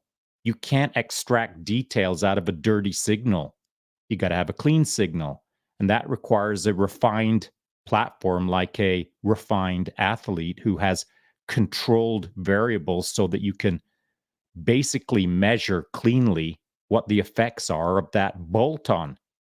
And so conversely, a lot of the world is looking at something like beta alanine and simply adding it into their lifestyle, into a dirty signal that then they don't get a clean read on. They don't understand if beta alanine is adding anything to their life, because their life is, I'll say it, is kind of dirty. It's hard to get a clean read on new things if you have a disorganized pattern as your baseline. So as nutritionists or as food scientists, when you have a, we'll call it an experiment, if you're working with a clean baseline, it's easy to see the results. But if it's a dirty baseline, it's not that easy to say beta alanine is good for you. And the client doesn't know if it's good for them or not, because their sleep is crap, or they're not drinking enough, or etc. So I like what Jamie said when it comes to having a clean signal or a good baseline to test these things against. Unfortunately, the experiments that are run for professional athletes then trickle down into the general pop. And now we're back to the ketone thing, where at $6 a bottle, it's going to solve all of your problems. Don't worry if you didn't sleep last night. $6 will sort you out today. But that isn't the case. That is not the case. You can't buy your way out of bad habits. You can't eat at McDonald's every single day and offset it with a bottle of ketones. You can't eat garbage and then cold plunge your way to health. And so the dirty signal, the dirty baseline that we maybe all started off with at some point in our life has to be cleaned up in order to understand what the bolt-ons are doing for our lives. There's so many ways to go with it. I got lots of more questions here. I just want to, before I get into any of the specifics of the people that have sent in questions here for you guys, is there anything that you think people need to know in regards to nutrition that we haven't gone over so far? Jamie, I'm going to hit you first. What do you think? There's lots. It's just this. It's a deep rabbit hole you could go down. I think one of the things that we see commonly is people instigating various types of fasting protocols, And again, they will have their place. They are a tool in the toolbox to be used in the right context for the right people. I'm not going to say, like, in a black and white sense, fasting's good or bad. But we see a lot of people engaging that, partly because of the promises, partly because of who's selling it, like all of those things. But I remember reading an article that said one of the key reasons why people are so drawn to fasting is that they don't have to think. There's no decisions to be made other than you don't eat food. We don't eat food for a certain period of time. They don't have to make decisions of, like, do I have to get this ratio right? How much do I have here? It's like, you're just not eating. And that becomes a very, very easy thing for people to do who are messy and stressed and their life is full and they've got a whole lot of stuff going on. If they can just get up in the morning and go, you know what, I'm fasting, so I don't have to do anything other than have coffee. Done. And, like, I would encourage people to, like, instead of immediately going down that route with fasting, because it feels the easy thing to do, and there's so much confusion and every nutritionist is saying something different, but fasting just seems to be the easiest thing to do, just to just kind of pump the brakes, stop, pause, and maybe get some input from a good kind of reputable coach. That would be kind of the one area of nutrition that I kind of see gets a little bit kind of repeated over and over again, and people get themselves in all sorts of trouble with it, and then we kind of have to work our way backwards and unpack it. It's kind of hilarious because, as you were saying, people wake up and they have a coffee. I got the image of Steph. I was going through your Instagram the other day for pictures and stuff, and I found the little picture you made of the hippo. It was like, coffee is not a meal. I just couldn't get it out of my head. You got any points to add on to this? Yeah, that's me. That's me. The Mudang is the name of this little pygmy hippo in Thailand. It's taken the internet by storm. This is an example of using humor to educate and get your point across. I think, to Jamie's point, like, and I will credit him with this analogy, and it's a great visual. So, like the motorcycle sidecar, those little puzzles that we used to get in grab bags for kids' birthday parties, and you have an image, there's one puzzle piece missing, and you have to slide it around to create the picture. But you can't move the pieces if there's no hole. There has to be a missing piece in order to have the space to move things around. So very much to what y'all are saying, sometimes we're just in a rush to pile on a bunch more things, or the client then wants a bunch of things piled on. What should I add? What should I do? Is sort of that idea of essentialism, or taking things away so you have space to then rearrange. And then the way I approach things quite often with people is, again, my lens, my context is working with women who have been through literal decades of strict diets, don't eat this thing. And there's a lot wrapped up in that. Is once we've cleared some space so we can start moving the pieces around, is thinking about, what can I add?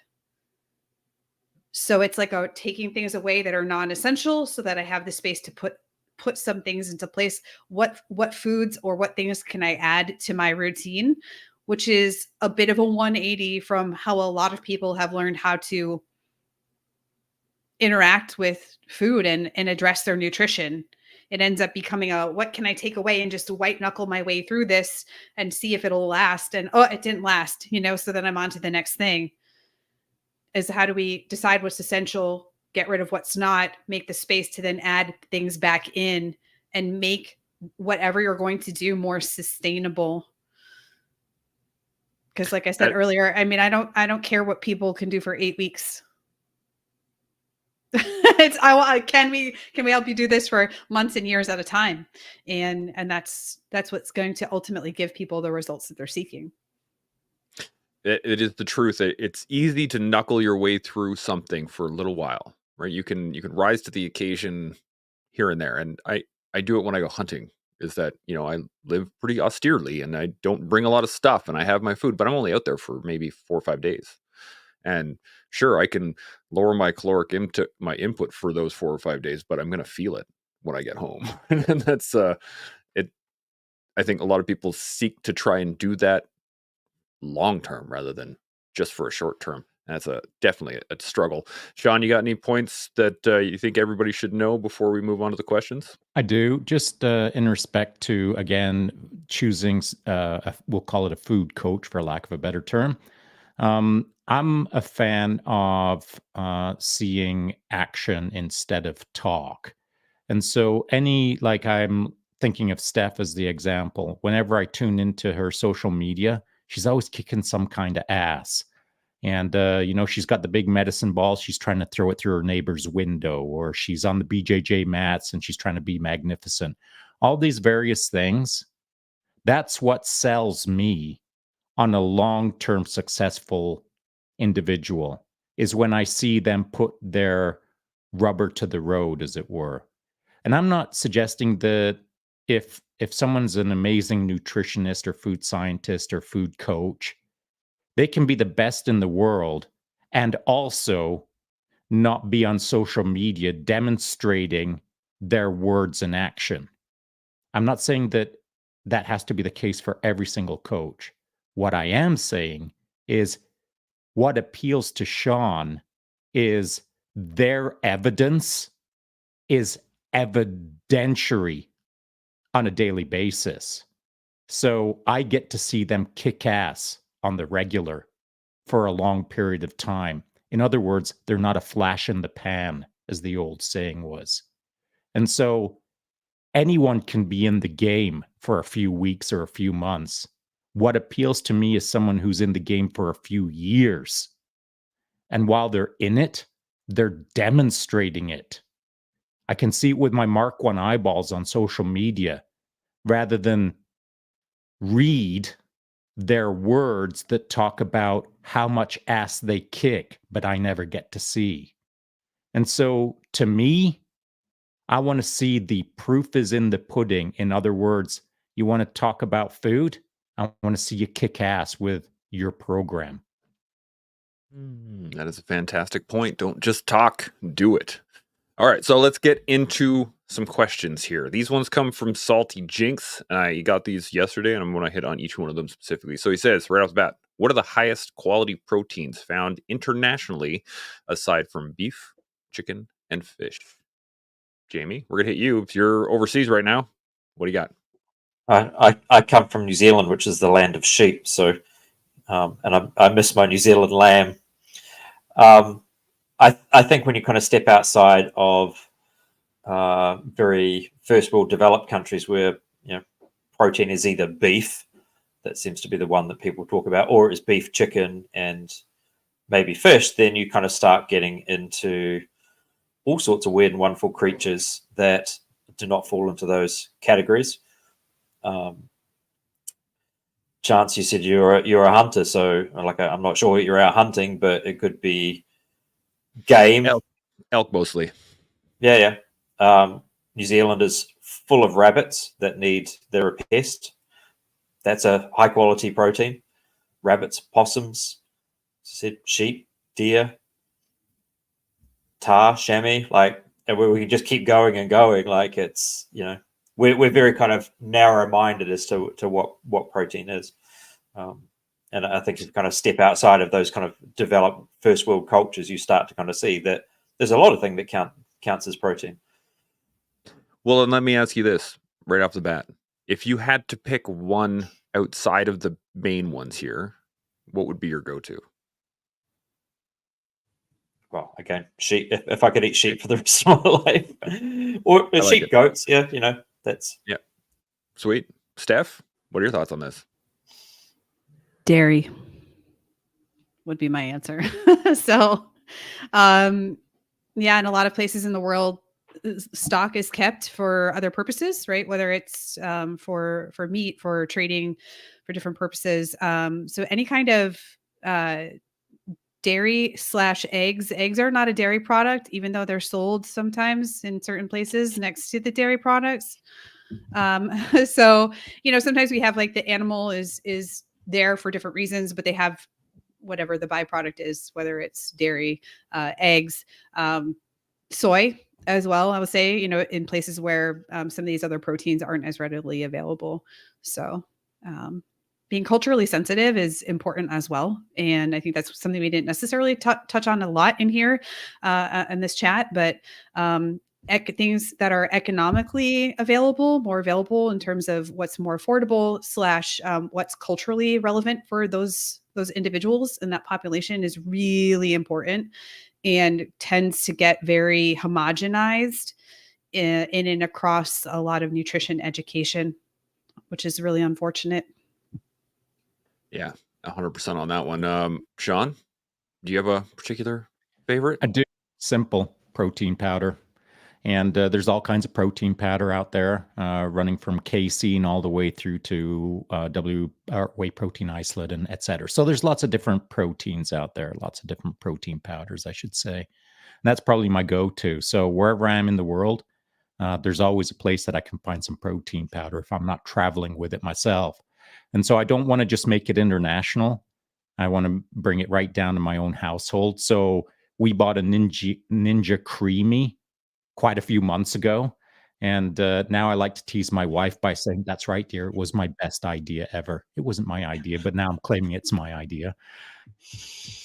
So last night I had some protein ice cream that had over 40 grams of protein in it, and about 350 calories, and the ingredients in it are super clean, and it's easily consumable, it's tasty, and it helps offset my protein deficit that I don't always nail every single day. And I do my best. I'm very aware of protein. I'm very aware of what I need on a daily basis. But as well as I eat and as aware as I am, there are days when I don't get my full protein load. And so the protein ice cream is fantastic to fill that gap. And it's delicious, by the way. And more often than not, I have no idea what's going in it because my wife makes it. But she's got all the clean ingredients, she's got all the clean recipes. She knows how to make it tasty without making it dirty. And so I really enjoy protein ice cream.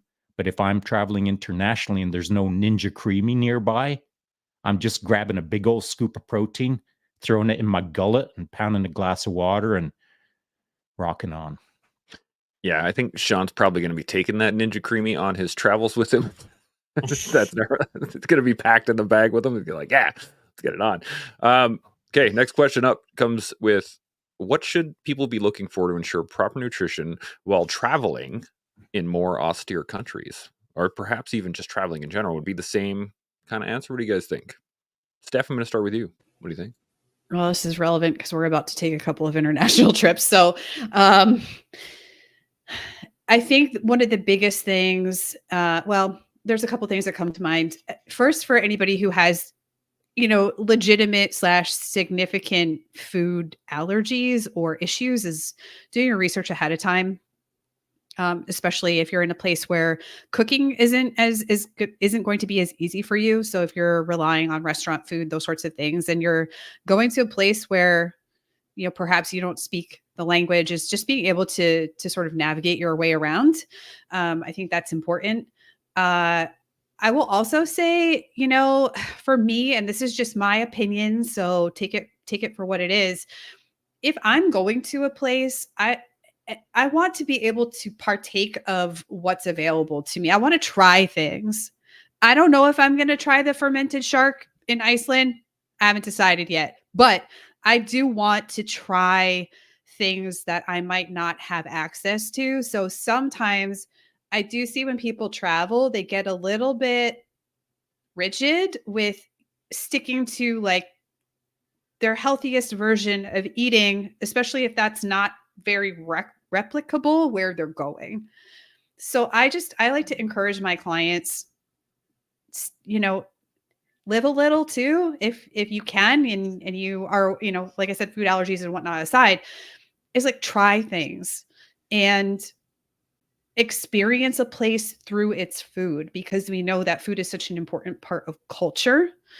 So that's how I'm going to answer that question. I don't know if that's what the person had in mind in terms of proper nutrition, but I like to throw that in there as sort of a, don't forget about this as well if you're going to travel. Yeah, I've heard many people say, you know, when you go out to another country, like enjoy yourself. I mean, Shaun, you were eating street food left, right, and center when you were in Asia last year.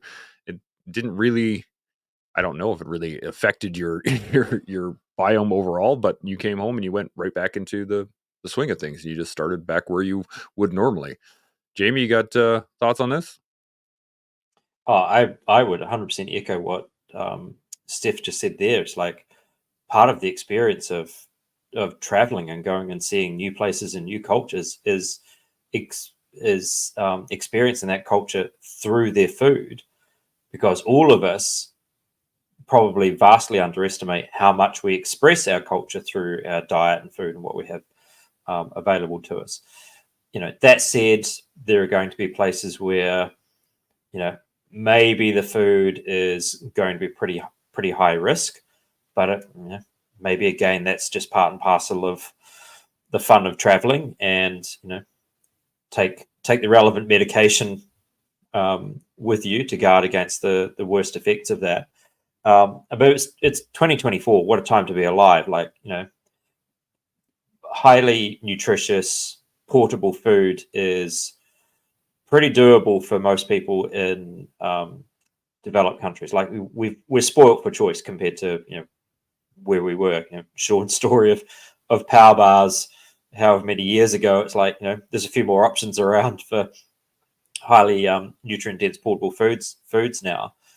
I mean, it's easy to carry like protein powders with you and those sorts of things. So, you know, again, to echo what Steph was saying, it's a case of like, do your homework, plan ahead. Again, what a time to be alive. Like, it's jump on YouTube and explore the country in terms of its food offerings before you even get there, because chances are someone's already been there, done that, and bought the t-shirt. And if you are likely to be exposed to foods that, you know, maybe you haven't eaten, like, I mean, I don't eat a huge number of lentils or beans or anything along those lines, but if I'm going to spend some time in a country that I know that will be the mainstay of my diet, I'll probably start to introduce them now before I travel, just to again see what sort of reaction I'm likely to get, maybe build my tolerance back up for those sorts of foods. Don't just kind of parachute into the, I don't know, middle of India somewhere and then suddenly complain because you can't find anything good to eat or it's not agreeing with you. You can, there's a lot you can do before you get there. Yeah, I can imagine trying to jump into India and be like, I don't like curry. Well, you're gonna be too bad. Too bad, exactly.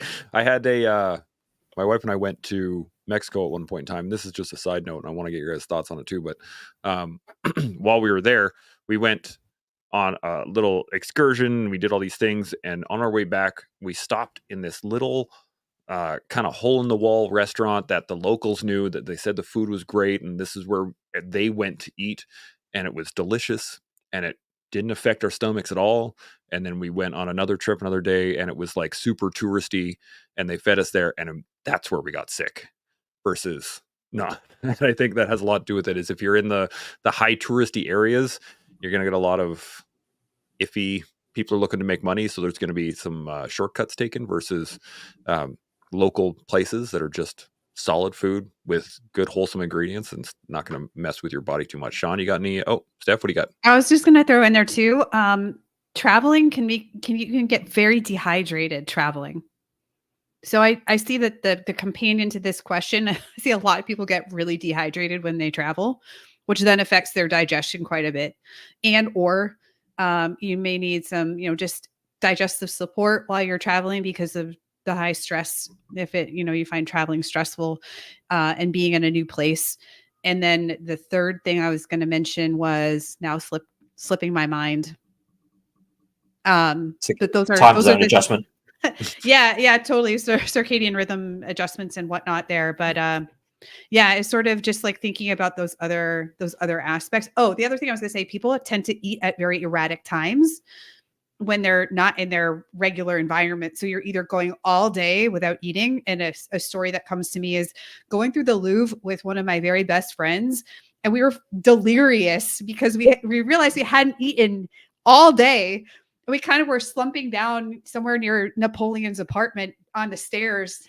Like our blood sugar was in our boots, needing something to prop us up. So just being kind of mindful of not going too long without eating, like obviously like try to keep your energy up, those sorts of things.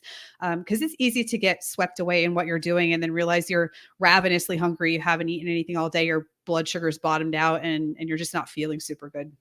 Well, the other side of traveling that people often engage in is vastly excessive amounts of alcohol relative to what they're probably used to drinking. So, you can end up with a very bad case of Belgian beer belly and blame it on the meat pie or something that you've had, but it probably wasn't the meat pie. It might have been the 10 pints of beer that you've had sitting in the airport waiting to get on the plane. At 10 a.m. usually, right? Yeah, 10 a.m. Yeah, exactly. Yeah, I saw a little meme a little while ago that was like, the airport is just basically chaos. It's life without rules. You're going to see people drinking martinis at 6 a.m, waiting for a flight. Like, it doesn't make any sense. Shaun, you got thoughts on this? Yeah, I agree with Steph on the Louvre. I kind of experienced the same thing myself. Nearly a full day in there, I was like cooked at the end of it, and mostly dehydrated more than anything. I don't know if you saw a whole bunch of water fountains in there, because I sure didn't. I'll say this, that I want to create two quick scenarios. One is a casual vacationer who's going to an austere country, because that can happen, or a professional. And it could be a professional athlete, it could be a professional soldier, it could be a professional whatever, that has some reason to perform within that austere country. So as a vacationer, you don't have an obligation to perform at a high level. You just get to vacate. You're vacationing. Now, you should try to do it as well as you can, but there's no obligation on you to do it as well as you can. Henceforth, 10 o'clock in the morning, the pints are being pounded. But as a professional, you have to get a grip on the austere situation and perform at the highest levels you can on the regular. So I'll set this stage. When we were competing internationally in 24-hour solo mountain bike races, we would travel with our own supplements. And I would have a big bag of carb, protein, electrolyte mix by a company that I'd been using for years and years and years. And I would arrive in country. Once I'm there, I'm then going to weigh out a bunch of little plastic bags for 1 hour doses of powder. So I've got like 26 little baggies of what looks like cocaine. And so the nutrition that I would take with me would be the thing that helps me perform in country. And then it's my job to make sure that the time I land till the time I have to kick ass is controlled, as I would say to all of my athletes or to anyone who's a professional. You have to control that environment as tightly as possible until it's go time. What that means is, I would generally say to everyone, you ain't eating in any restaurants. You ain't going to take that chance. What you're going to do is you're going to hit the nearest supermarket, pick the cleanest foods that you can, and you're going to make them yourself in your own kitchen. If that means that you got to drink cold soup out of a can because you don't have a stove, get used to it. Because I'm not going to let you, if I've got my way, randomly wander around to Mexican restaurants, taking advice from whoeversville and pointing you in a direction where it can all go astray. It could be years of hard work to get you into that country, and then it all gets thrown away in the last few days because you're out on Margaritaville. And so as a professional, I would never, ever let anyone that I was involved with think that they could just hit a country and get their crazy on. And so it has to be a tightly controlled environment as a professional. Now, as someone moving into an austere country, like as a vacationer, that's a whole different scenario. You're not obligated to perform, but you should be focused on trying to take care of your health. And that means that you know how to go to a grocery store, pick clean food, and cook it at your Airbnb, rather than wander around town, and do whatever. But as a vacationer, you're missing the opportunity to understand the history and culture of a country by not eating its street food. And that's why I eat a boatload of street food. Any country that I go to, I'm all about it. I'm trying to understand the country through their food. And so, as a vacationer, I don't have to focus on hyper clean performance. I just get to do Shaun and understand a country. But if I'm showing up to perform, that phase leading up to the performance is quite tightly controlled. Yeah, we got a we got a comment on the Instagram side here that says cold soup, food is fuel, taste is of no consequence. In certain circumstances, I'm going to say, as I think we alluded to earlier. All right, now I got a few more here that we're going to hit on. This one is actually a coaching question, and it is really value this conversation. How would you say you vet your clients? We were talking about this earlier. Jamie, how do you vet your clients? Initially, I'll ask them kind of what their goals are, what they're hoping to kind of get out of the coaching. And I think through a lot of kind of trial and error and having been burned in the past, I've become pretty well attuned to kind of seeing where the red flags are for me in terms of those clients who you just get a feeling that they're going to present with issues that are basically outside of my scope of practice.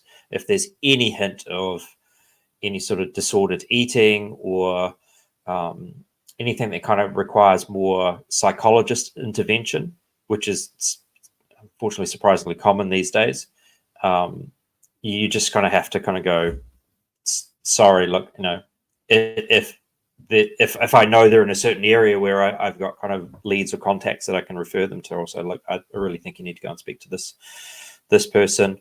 And other times there'll just be people who I know that they are going to be far better off suited working with someone who's a little bit has a little bit more time or is a little bit more specialist in certain areas. If a runner comes to me, I'm probably going to refer them onto another coach. I tend to kind of work more with cycle-based sports more than running-based sports or swimmers or whoever it happens to be. So just through that kind of conversation and that initial discourse and as I said, through that kind of sixth sense, which I've kind of had to build up through the years, I kind of get a feeling that maybe we're not going to work that well together. I love that it's more of a personal feeling, right? I really love that. Steph, what about yourself? Yeah. Initial kind of questionnaire on the website. So that's just kind of the first, hey, are you thinking about working with me, etc. So some basic questions, and then a phone call. I want to get on the phone with you because yes, obviously figuring out do I have the skill set that is necessary to help this person. I want to know how we vibe, as the kids say. And that's, for me personally, again, like, this is just my personal opinion. And professionally, what's worked for me is I'm getting on a Zoom call with you, and we're going to talk. And yes, it's an investment of time. I don't know how these coaches these days are doing it, where they're like, no sales calls required, or not even a sales call, but just kind of getting to know somebody. I need to be able to connect with that person. And if we don't connect, and I'm not saying we have to have the same likes and dislikes and things of that nature, but if we can't even connect in a basic conversation ahead of time, then it's going to be hard. It's going to be hard. And I'm probably not the right person for that person. If there's a big values mismatch as well. So I try to be, pretty transparent about my values and where I stand on things, and, doing that due diligence up front, even if that means I get on the phone with somebody for 60 to 90 minutes and it ends up at the end of it that I'm not the right person, I'm not the right coach for that person. I've probably saved us both a lot of frustration in the long run. So ask good questions. A lot of times for nutrition, I'm also assessing for potential issues with what Jamie was saying with disordered eating, anything of that nature, and having potentially a further conversation. Sometimes it's not a big issue and we just will roll through it anyway. And I end up working with that person. Other times, it is a referral out to potentially a colleague who has that area of expertise. So ask a lot of questions. Don't be afraid to get on a call with somebody and get to know them. I mean, you're about to enter into a coaching relationship that could potentially be anywhere from 3+ months, 3 months to a year, or even longer. And you need to have the rapport. You're going to build that over time. But if it's a no-go right from the beginning, save yourself the heartache on both sides, and ask a lot of questions and have conversations. I love the fact that you're bringing up the fact it's a relationship, because it really, really is. It's not just me coaching, you coaching, or being coached. It is a 100% relationship. Shaun, you got any points on this? I do. One of the first questions I would ask the person is, how did you find me? How did you come to have this conversation with me? Did someone refer you? Because I never advertised. And so maybe they found me randomly, maybe they word of mouth, doesn't much matter. But that would be one of the first questions I'd ask them is, how did you find me? And see where the conversation goes from there. And so anything that I would have to say to them in those first 10 to 15 minutes is all about trying to understand them as a person rather than understand their needs. And then we get into their needs perhaps. And when it did come to the needs part, I'd pretty early state that, look, I'm not a scientist. I'm a citizen scientist, but I'm not a scientist, and I'm not a therapist, and I'm not, and I'm not, and I'm not. And without stating, are you still interested? I would set the stage for, I've got experience. I know a thing or two. I'm not qualified, perhaps in some areas that you're interested in. So now what do we do?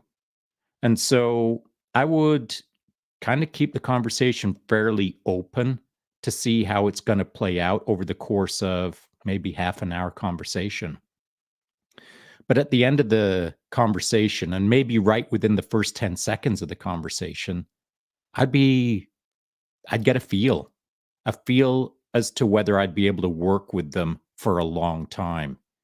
When I took on any clients, it was generally, in my mind, it's a decade. We're going to work together for a decade. And it might only last a year or 2 or 7, but I'd always think, would I sit down and have a meal with this person? Would I go on vacation with this person? Do I think I'm going to like them enough that I can stay in for the long haul? And so all of that stated now, to Jamie's point, it's a learning process as a coach, and it's a learning process for every client as a coach. And I think you've got to fail a number of times in understanding what a client needs or doesn't need. You got to fail a number of times to develop, as Jamie said, and I agree with him. You got to get a sixth sense as to, is this a good or not good relationship right from the get-go? The sixth sense is, trusting your gut, as it were, requires experience, but it also requires you to listen to the inner voice of, this just doesn't feel right. And if it isn't just feeling right, no amount of money in the world should make you want to engage in that client, because it's only going to cause headaches in the future. And to serve clients well, particularly if a person's trying to serve a number of clients simultaneously, you need a clear head, you need a clear life. And so I was quite particular with how I vetted clients. And if I can only choose one thing, I'm going to go with the sixth sense choice. That's a great choice to hit. Now, we are a little bit over 2 hours right now, and I just want to make sure you guys are you got some time to roll with us. Steph and Jamie, you good to go for a little bit? I got a few more questions. If not, we can do some final thoughts and carry on. But if you guys are good, we can keep going. Jamie, good? I'm all good. All right, let's kick it off. So the next one I have is a bit more of a specific. The person actually hit us up with their stats and stuff like that. So I'm going to read through this, and then we are going to kind of discuss your guys' thoughts from there. Here we go. So it says, I have a question for Steph and Jamie. My situation in the late 40s, always doing sports, more muscle mass than average, good VO2 max, able to do everything like skiing, wakeboarding, CrossFit, good mobility. Everything's fine. I eat enough, 2,100 calories per, even more before, during, after training per day, 1 gram per kilogram of body weight protein. Since I eat this amount for 2 years now, I've regained enough energy for everything again. And after I ruined myself with years of low carb, extreme sleeping disorders, mood disorders. So that's really good, but still too much fat mass / and water in body at 169 centimeters and 80 kilos. So here's the questions. Should I finally reduce calories again to lose the fat, or increase efforts to gain even more muscle mass? Or is it still the bad recovery that prevents me from losing stubborn fat? Often only 7 hours of sleep, much workload as working and studying, single mom of a teen. No recovery except for sleep at night. Should I be more patient regarding my history of exhaustion, sleeping disorder, depression? So that's a lot. And I understand that. I just want to get your guys' overall hit on this. What would be your advice in this particular moment? Jamie, I'm going to hit you first. What do you think? Well, I kind of, at first pass, I think they've actually answered their own question, where they've got, or is it still the bad recovery that prevents me from losing stubborn fat? They identified that they're only 7 hours of sleep, which says to me straight away that 7 hours of sleep is not enough, because I guess for plenty of people who are perhaps training and eating and recovering well, 7 hours sleep might be sufficient. The way it's kind of worded here would suggest to me that 7 hours sleep is not. They've got a high workload. They're a single mother of a teenager. Probably know what that is like. And no recovery except sleep at night. So I would be zeroing in on those factors before you start to zero in on the nutrition. So this is like, should I finally reduce kilocalories again to lose fat, or increase my muscle mass? And this goes back to what Steph was saying earlier on. Like, this is the default position that people fall into. They'll give you a rundown like this, and their seeming answer to the question is, do I eat less? Do I take more out of my diet? Do I start restricting? Or do I add more exercise? And though it's very binary, it's like it's one of those two things or both. It kind of ignoring the fact that they've got a whole lot of other stuff going on there. And so you can imagine they're already stressed. They're already not recovering very well. What's the effect of increasing efforts to build more muscle mass? Well, that's just going to impair their recovery even more. They said that they finally they're in enough energy to kind of get through everything again. 2,100 for kilocalories for what they're doing sounds still a little bit on the low side to me. But what's going to be the impact of, okay, let's take some kilocalories out? How is that going to impact the rest of your life? So to me, it kind of reads like it's not a nutrition question. It's a life management question. And what can we extract out of that life first? Or how can we kind of space things out a little bit more? I can talk about the tyranny of the 7-day cycle, where people are so locked into constructing a life that's built hard into 7 days for no real biological reason, other than that's just kind of socially what we operate on. So can we still do some of the things that this person wants to do, but perhaps kind of space them out over 9 days or 10 days or 12 days or a 2-week block, and open up the gaps so they're starting to get some recovery and still kind of maintaining what they want? And yeah, I would start there before even really taking a deep dive on their nutrition. Love it. This is address the behaviors first, right? This is a fantastic point. Steph, what are you thinking? Yeah, I don't want to just parrot everything Jamie was saying, because that's all extremely valid. When I read working and studying, single mom of a teen, to me that reads as high stress level as well. And I don't know, because this is a classic example of a question where that creates more questions in me as a coach. And I would ask a bunch of questions back.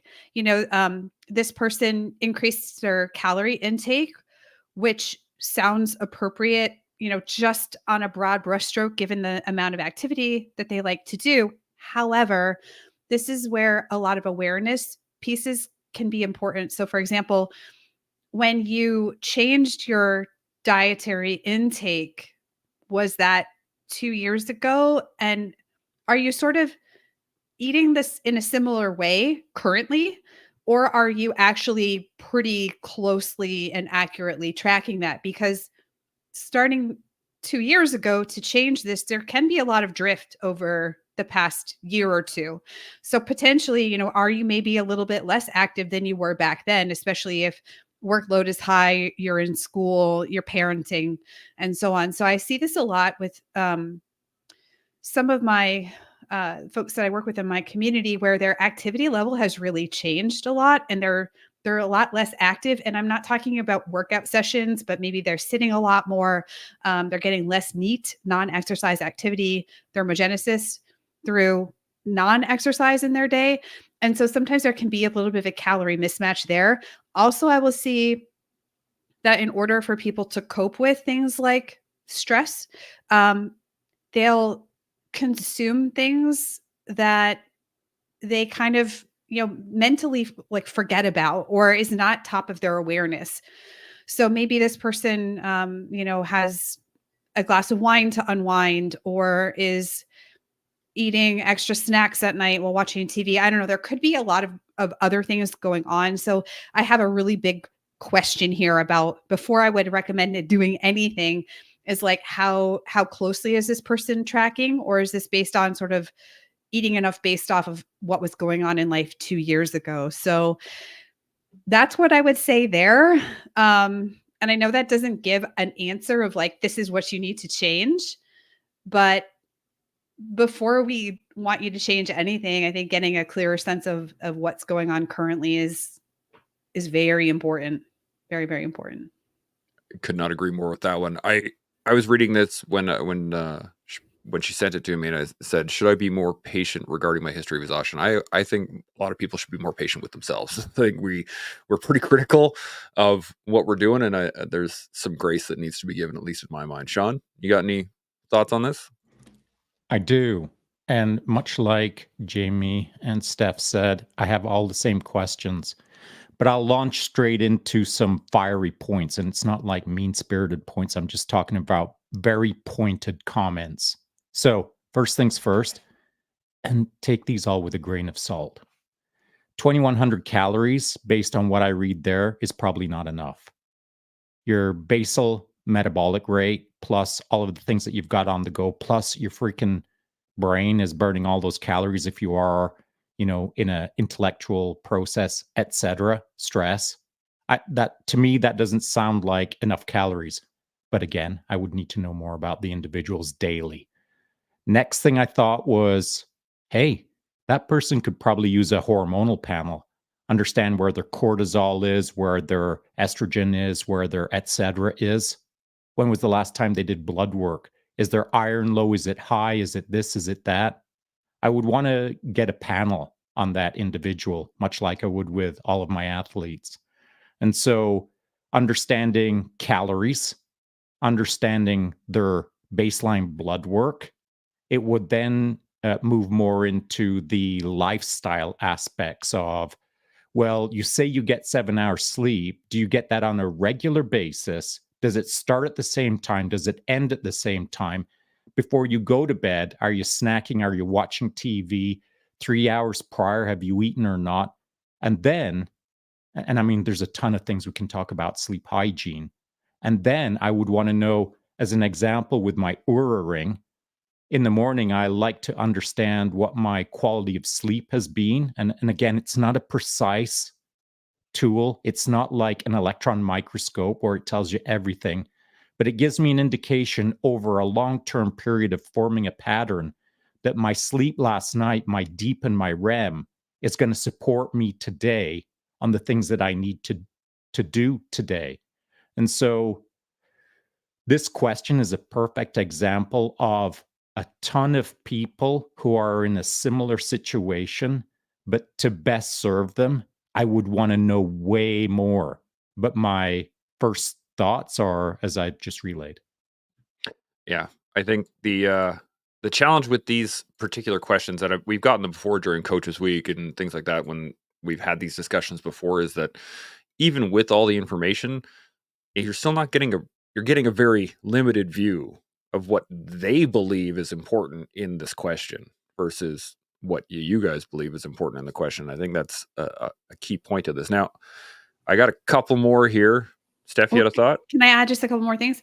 The person didn't disclose this, and I can understand if it seems like sensitive information. I want to know, are they on medication for potentially depression and or sleeping disorders? Because those could affect things like thyroid, especially when we're talking about medication for depression can impact people's body composition either way. So I'd kind of want to know like what's going on there. And then the second thing is, I like that they mentioned adding muscle, and Jamie touched on the recovery costs of like doing more for that purpose. But I just want to caution people. I mean, if you meet me at a party, chances are I'm going to talk about a couple things. One of them is going to be lifting weights. The other thing might be eating protein, and maybe the third thing is sleep token, since I'm completely obsessed with them at the moment. But I love that we're talking about muscle mass and we're bringing that into the conversation. Let's say we add a pound of muscle mass. Yes, like that's impactful and important, but it's not going to change the amount of calories that your body is consuming at rest very dramatically. So we like muscle mass for a bunch of reasons. It's important for health and longevity. Certainly, being able to lift more weights in the gym has a knock-on effect over time, but playing the body composition game with like a small amount of just trying to add even more muscle mass, you're starting to sort of like, if you're already well muscled and that person mentioned that they already had a significant, had a good amount of muscle mass, like what is the cost benefit of like building that extra pound or two, maybe in terms of this conversation versus looking at other things. So I think sometimes people are under the impression that they're going to be able to rip through extra hundreds and hundreds of calories a day by adding more muscle mass. And that's just not the case. That's a fantastic point. Any other thoughts on this before we move on to the next question? Jamie, you got anything to add? Good to go. Okay. I'm good. So here we go. The next one is, again, go back to Salty's question. These are he put these in as like double questions, and I separated them into separate questions. But just so you guys are aware where these come from, here he goes. Where should both men and women focus to ensure that they can sustain functional levels of activity even while not at home? And I think that's a interesting question. Shaun, I'm going to hit you first. What do you think? Well, given that I know a little bit about the person who's passing on the question, and he's a good representative of a number of people that I'm in contact with, generally speaking, the thing that they can focus on is sleep. The operational tempo or the international deployments or the in-country obligations of anyone who's serving typically negatively impacts sleep. And so sleep is super duper important. Hydration is, nutrition is, stress is, but sleep is often under considered. In fact, I feel that it's being distorted by some key, I was going to say influencers. Some of them are influencers, some of them are inspirers. But this whole thing of I can do everything that I need to do on 4.5 hours sleep every day for the rest of my life, good luck. And so sleep is a thing that I would like to state as the focus. Bam. Love it. Steph, what do you think? Cosign. I have nothing to add. Bam. I like it. Jamie, you got anything to add? Yeah, nailed it. Bam. I love it. Yeah, I mean, we all know that. I mean, you can probably undereat and still go out and perform relatively well, particularly if you've got a good background in that. But geez, if you're down on sleep, she's a killer. That is 100% true, and I've seen many an accident, not only on the highway but within the military, of people who are just are out of sleep. They just have not gotten the recovery. All right, so the last question I got here is this one. What are the best macro balances for tactical hybrid athletes over the age of 40? I'd say even outside the tactical hybrid, but just best macro balances for athletes over the age of 40. What do you guys think? Jamie, I'm come right back to you. What are they doing? I mean, I think I would generally kind of start with protein, as I always do. Like I tend to kind of work in ranges for the macros, and always do it on a kind of grams per kg basis. So protein, you're going to be somewhere between 1.5 and 2.5 grams per kilogram. Again, dependent on the context of the person that you're dealing with. If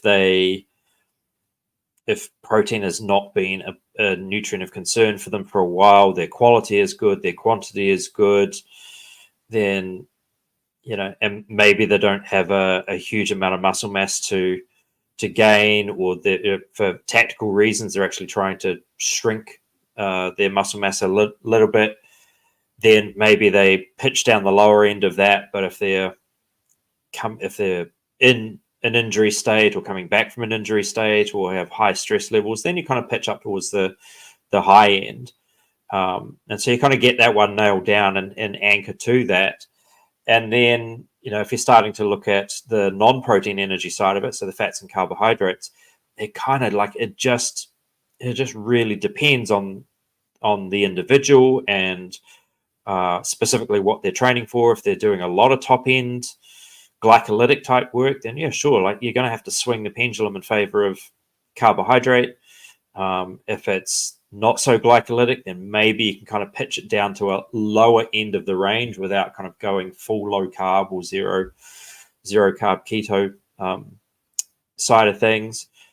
Do they have to bulk themselves up? Do they need to lose a little bit of body mass, particularly body fat? So that kind of non-protein energy side of things starts to become more variable. And so, like I talk about things that are anchored, we kind of generally anchor to the protein side of things, and then the variable becomes the carbohydrate to fat ratio on that non-protein energy. And it's horses for courses, man. Like you kind of, like, we can say, here's a group of people, tactical and hybrid athletes, and you can chuck them in an age group, but that still doesn't allow you to zero in on what does this person need for their context and the thing that they're doing. That's fantastic. Standard collective answer. It depends. It depends. That's great. Steph, you got any points to add? The one thing I would add here, and it's not necessarily a macro split consideration, I just see this a lot with the people that I work with, is we, like, on the carbohydrate side of things, needing to find a good ratio between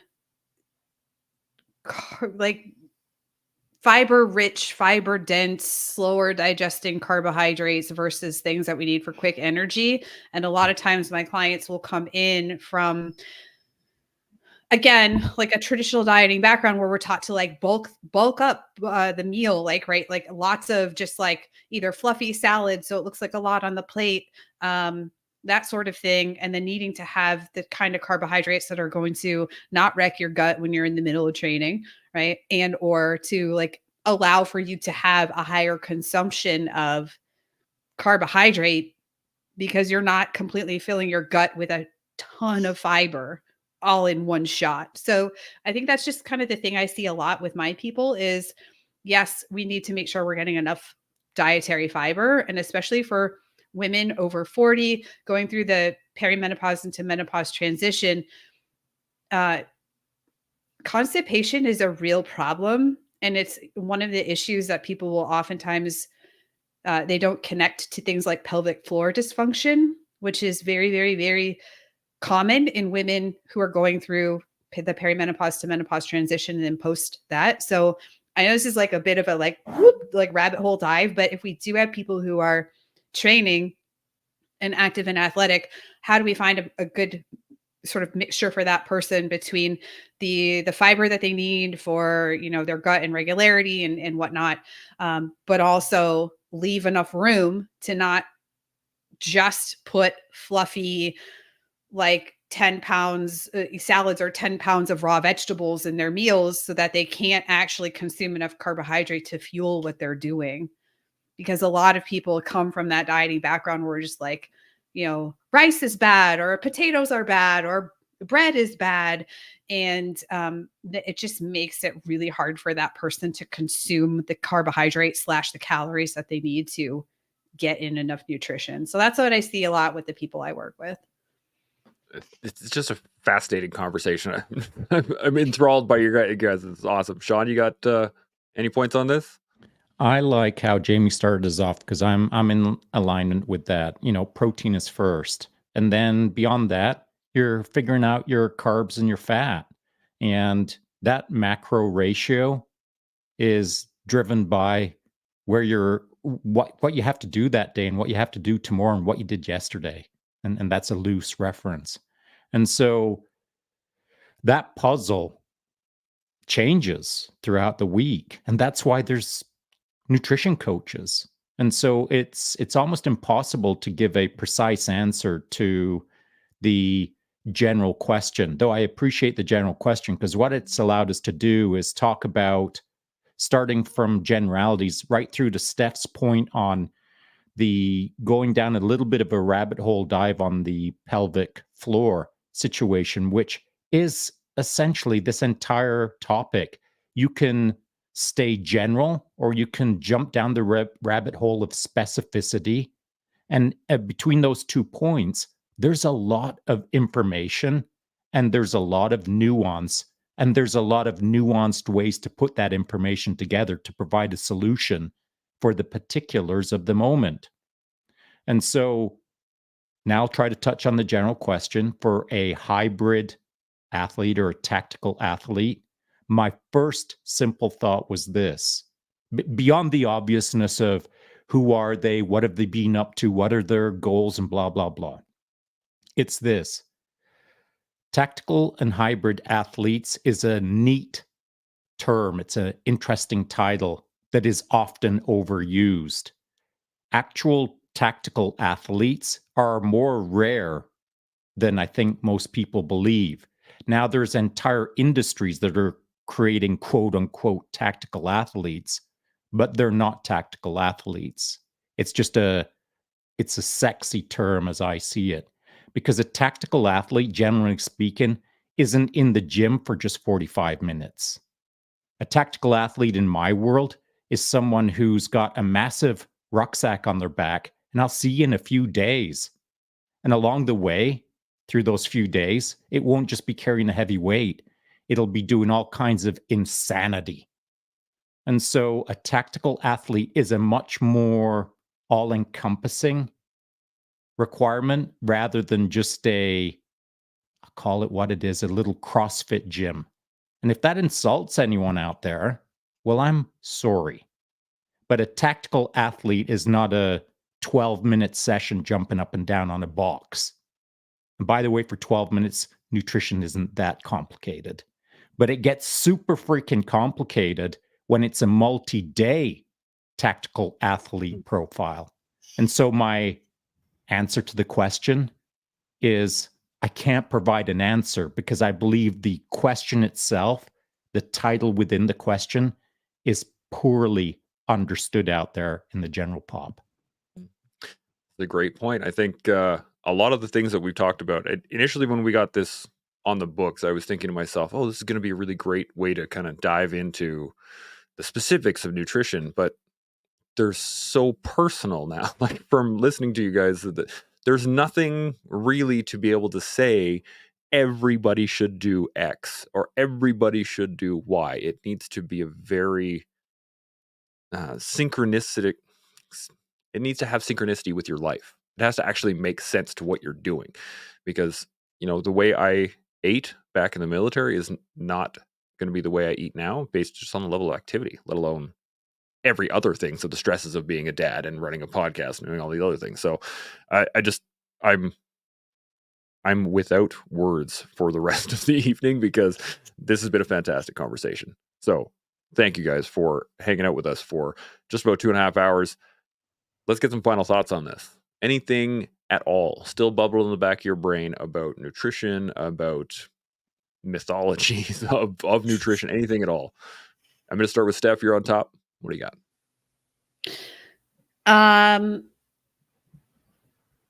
Oh gosh, how do I pick just one? I would say, one of the things that people come to me often with the concern or complaint with is that they just can't seem to stop pantry diving and, pantry raiding at the end of the day. And they're so mystified by why this is. And the biggest thing that I could just give people is please check in with how much you're eating prior to that, especially in the early part of the day, because there's generally a reason for it. And it's typically that you're actually hungry because you didn't eat much, / you have an emotional challenge, and food is a tool that you can use for that, but it's not the only one. So if you are experiencing a reason why food is an emotional tool for you and you want to find other tools, they are out there. But just know that it's not mysterious and magical and there's nothing broken or wrong with you. It's what your body is doing, because either you have a physical need or there's an emotional need that needs addressing. Bam. I like it. Jamie, final thoughts? It's a tough show to follow on from. I think in a world where we are very cognizant of there being this kind of ongoing obesity epidemic, that it feels to me like people are lurching the other direction for a variety of reasons, but they're kind of like, I don't want to be fat, to kind of, put it bluntly. And so they go to the other extreme of, well, I'm not going to eat, or I'm not going to eat enough, or I think I'm eating enough. And to Steph's point, I mean, this is when people come to see us, I think perhaps because of, who we are and how we're positioned and how we market ourselves, we're not really dealing with the kind of morbid obesity end of the population. We're dealing with a lot of people who, maybe mildly overweight, maybe have a little bit of body fat to lose, but they're starving themselves, and that's kind of creating this cascade of problems within their life, or the cascade of problems within their life is causing them to starve themselves. It's like chicken and egg type scenario. And so the common theme that both of us see, and both of us end up throwing a lot of DMs backwards and forwards to each other on, are these people who are just absolutely adamant that their answer to life is to not eat and to starve themselves, and it is just ruining people. And it's a really, really sad thing to work with, and a really sad thing to watch. And we obviously try and do our best to kind of turn the ship around with some of these people. But just echo what Steph says, like, just check in with yourself and be realistic. Are you eating enough? And get some expert input on that question. Love it. Shaun, final thoughts? Yeah. Anyone who is in the game of improving their life, you can easily identify the silos that are important. They've already been said: hydration, nutrition, sleep, and stress. Let's just start with those 4. If you're sleeping well and you think you're drinking enough water with electrolytes in it, and you do a lot of yoga, you've got a grip on your stress. If you've got all those 3 silos, that only leaves nutrition left. And nutrition is as simple or as complex as you want to make it. But ask yourself this: if nutrition feels really simple to you right now, and you didn't spend a decade making it simple, it's probably because you didn't think about it deeply enough. And that's why Steph and Jamie are around, because they've spent a long time thinking about it on your behalf. And so if you haven't thought about nutrition much, get involved with someone who has thought about it a lot and can guide you in a way that you start to more deeply explore your relationship with food and performance and health and mindset, and encourage others that are around you to do better as well. So in effect, By you engaging with either Jamie or Steph, you're engaging the people around you in your own journey, educated journey. And that's where I'll leave it at. Bam. I got nothing else to add. I have learned so much about this. I mean, there's rabbit holes all the way down this. And to Shaun's point he made earlier is the fact that we kept it pretty general, I think, with a lot of exits where people could go down a rabbit hole if they really wanted to get more information on it. And I just can't thank you guys enough. Over on the Instagram side, Jay put a comment here. He said, great show. Nod to the guests. Really awesome discussion. And Emily here on the YouTube hit us up. Thanks. Another great episode. Really appreciate you guys joining us because this was just fantastic, mind-blowing stuff. Thank you. So as we all continue to learn, build, and grow, we'll see you all next week. Chimo.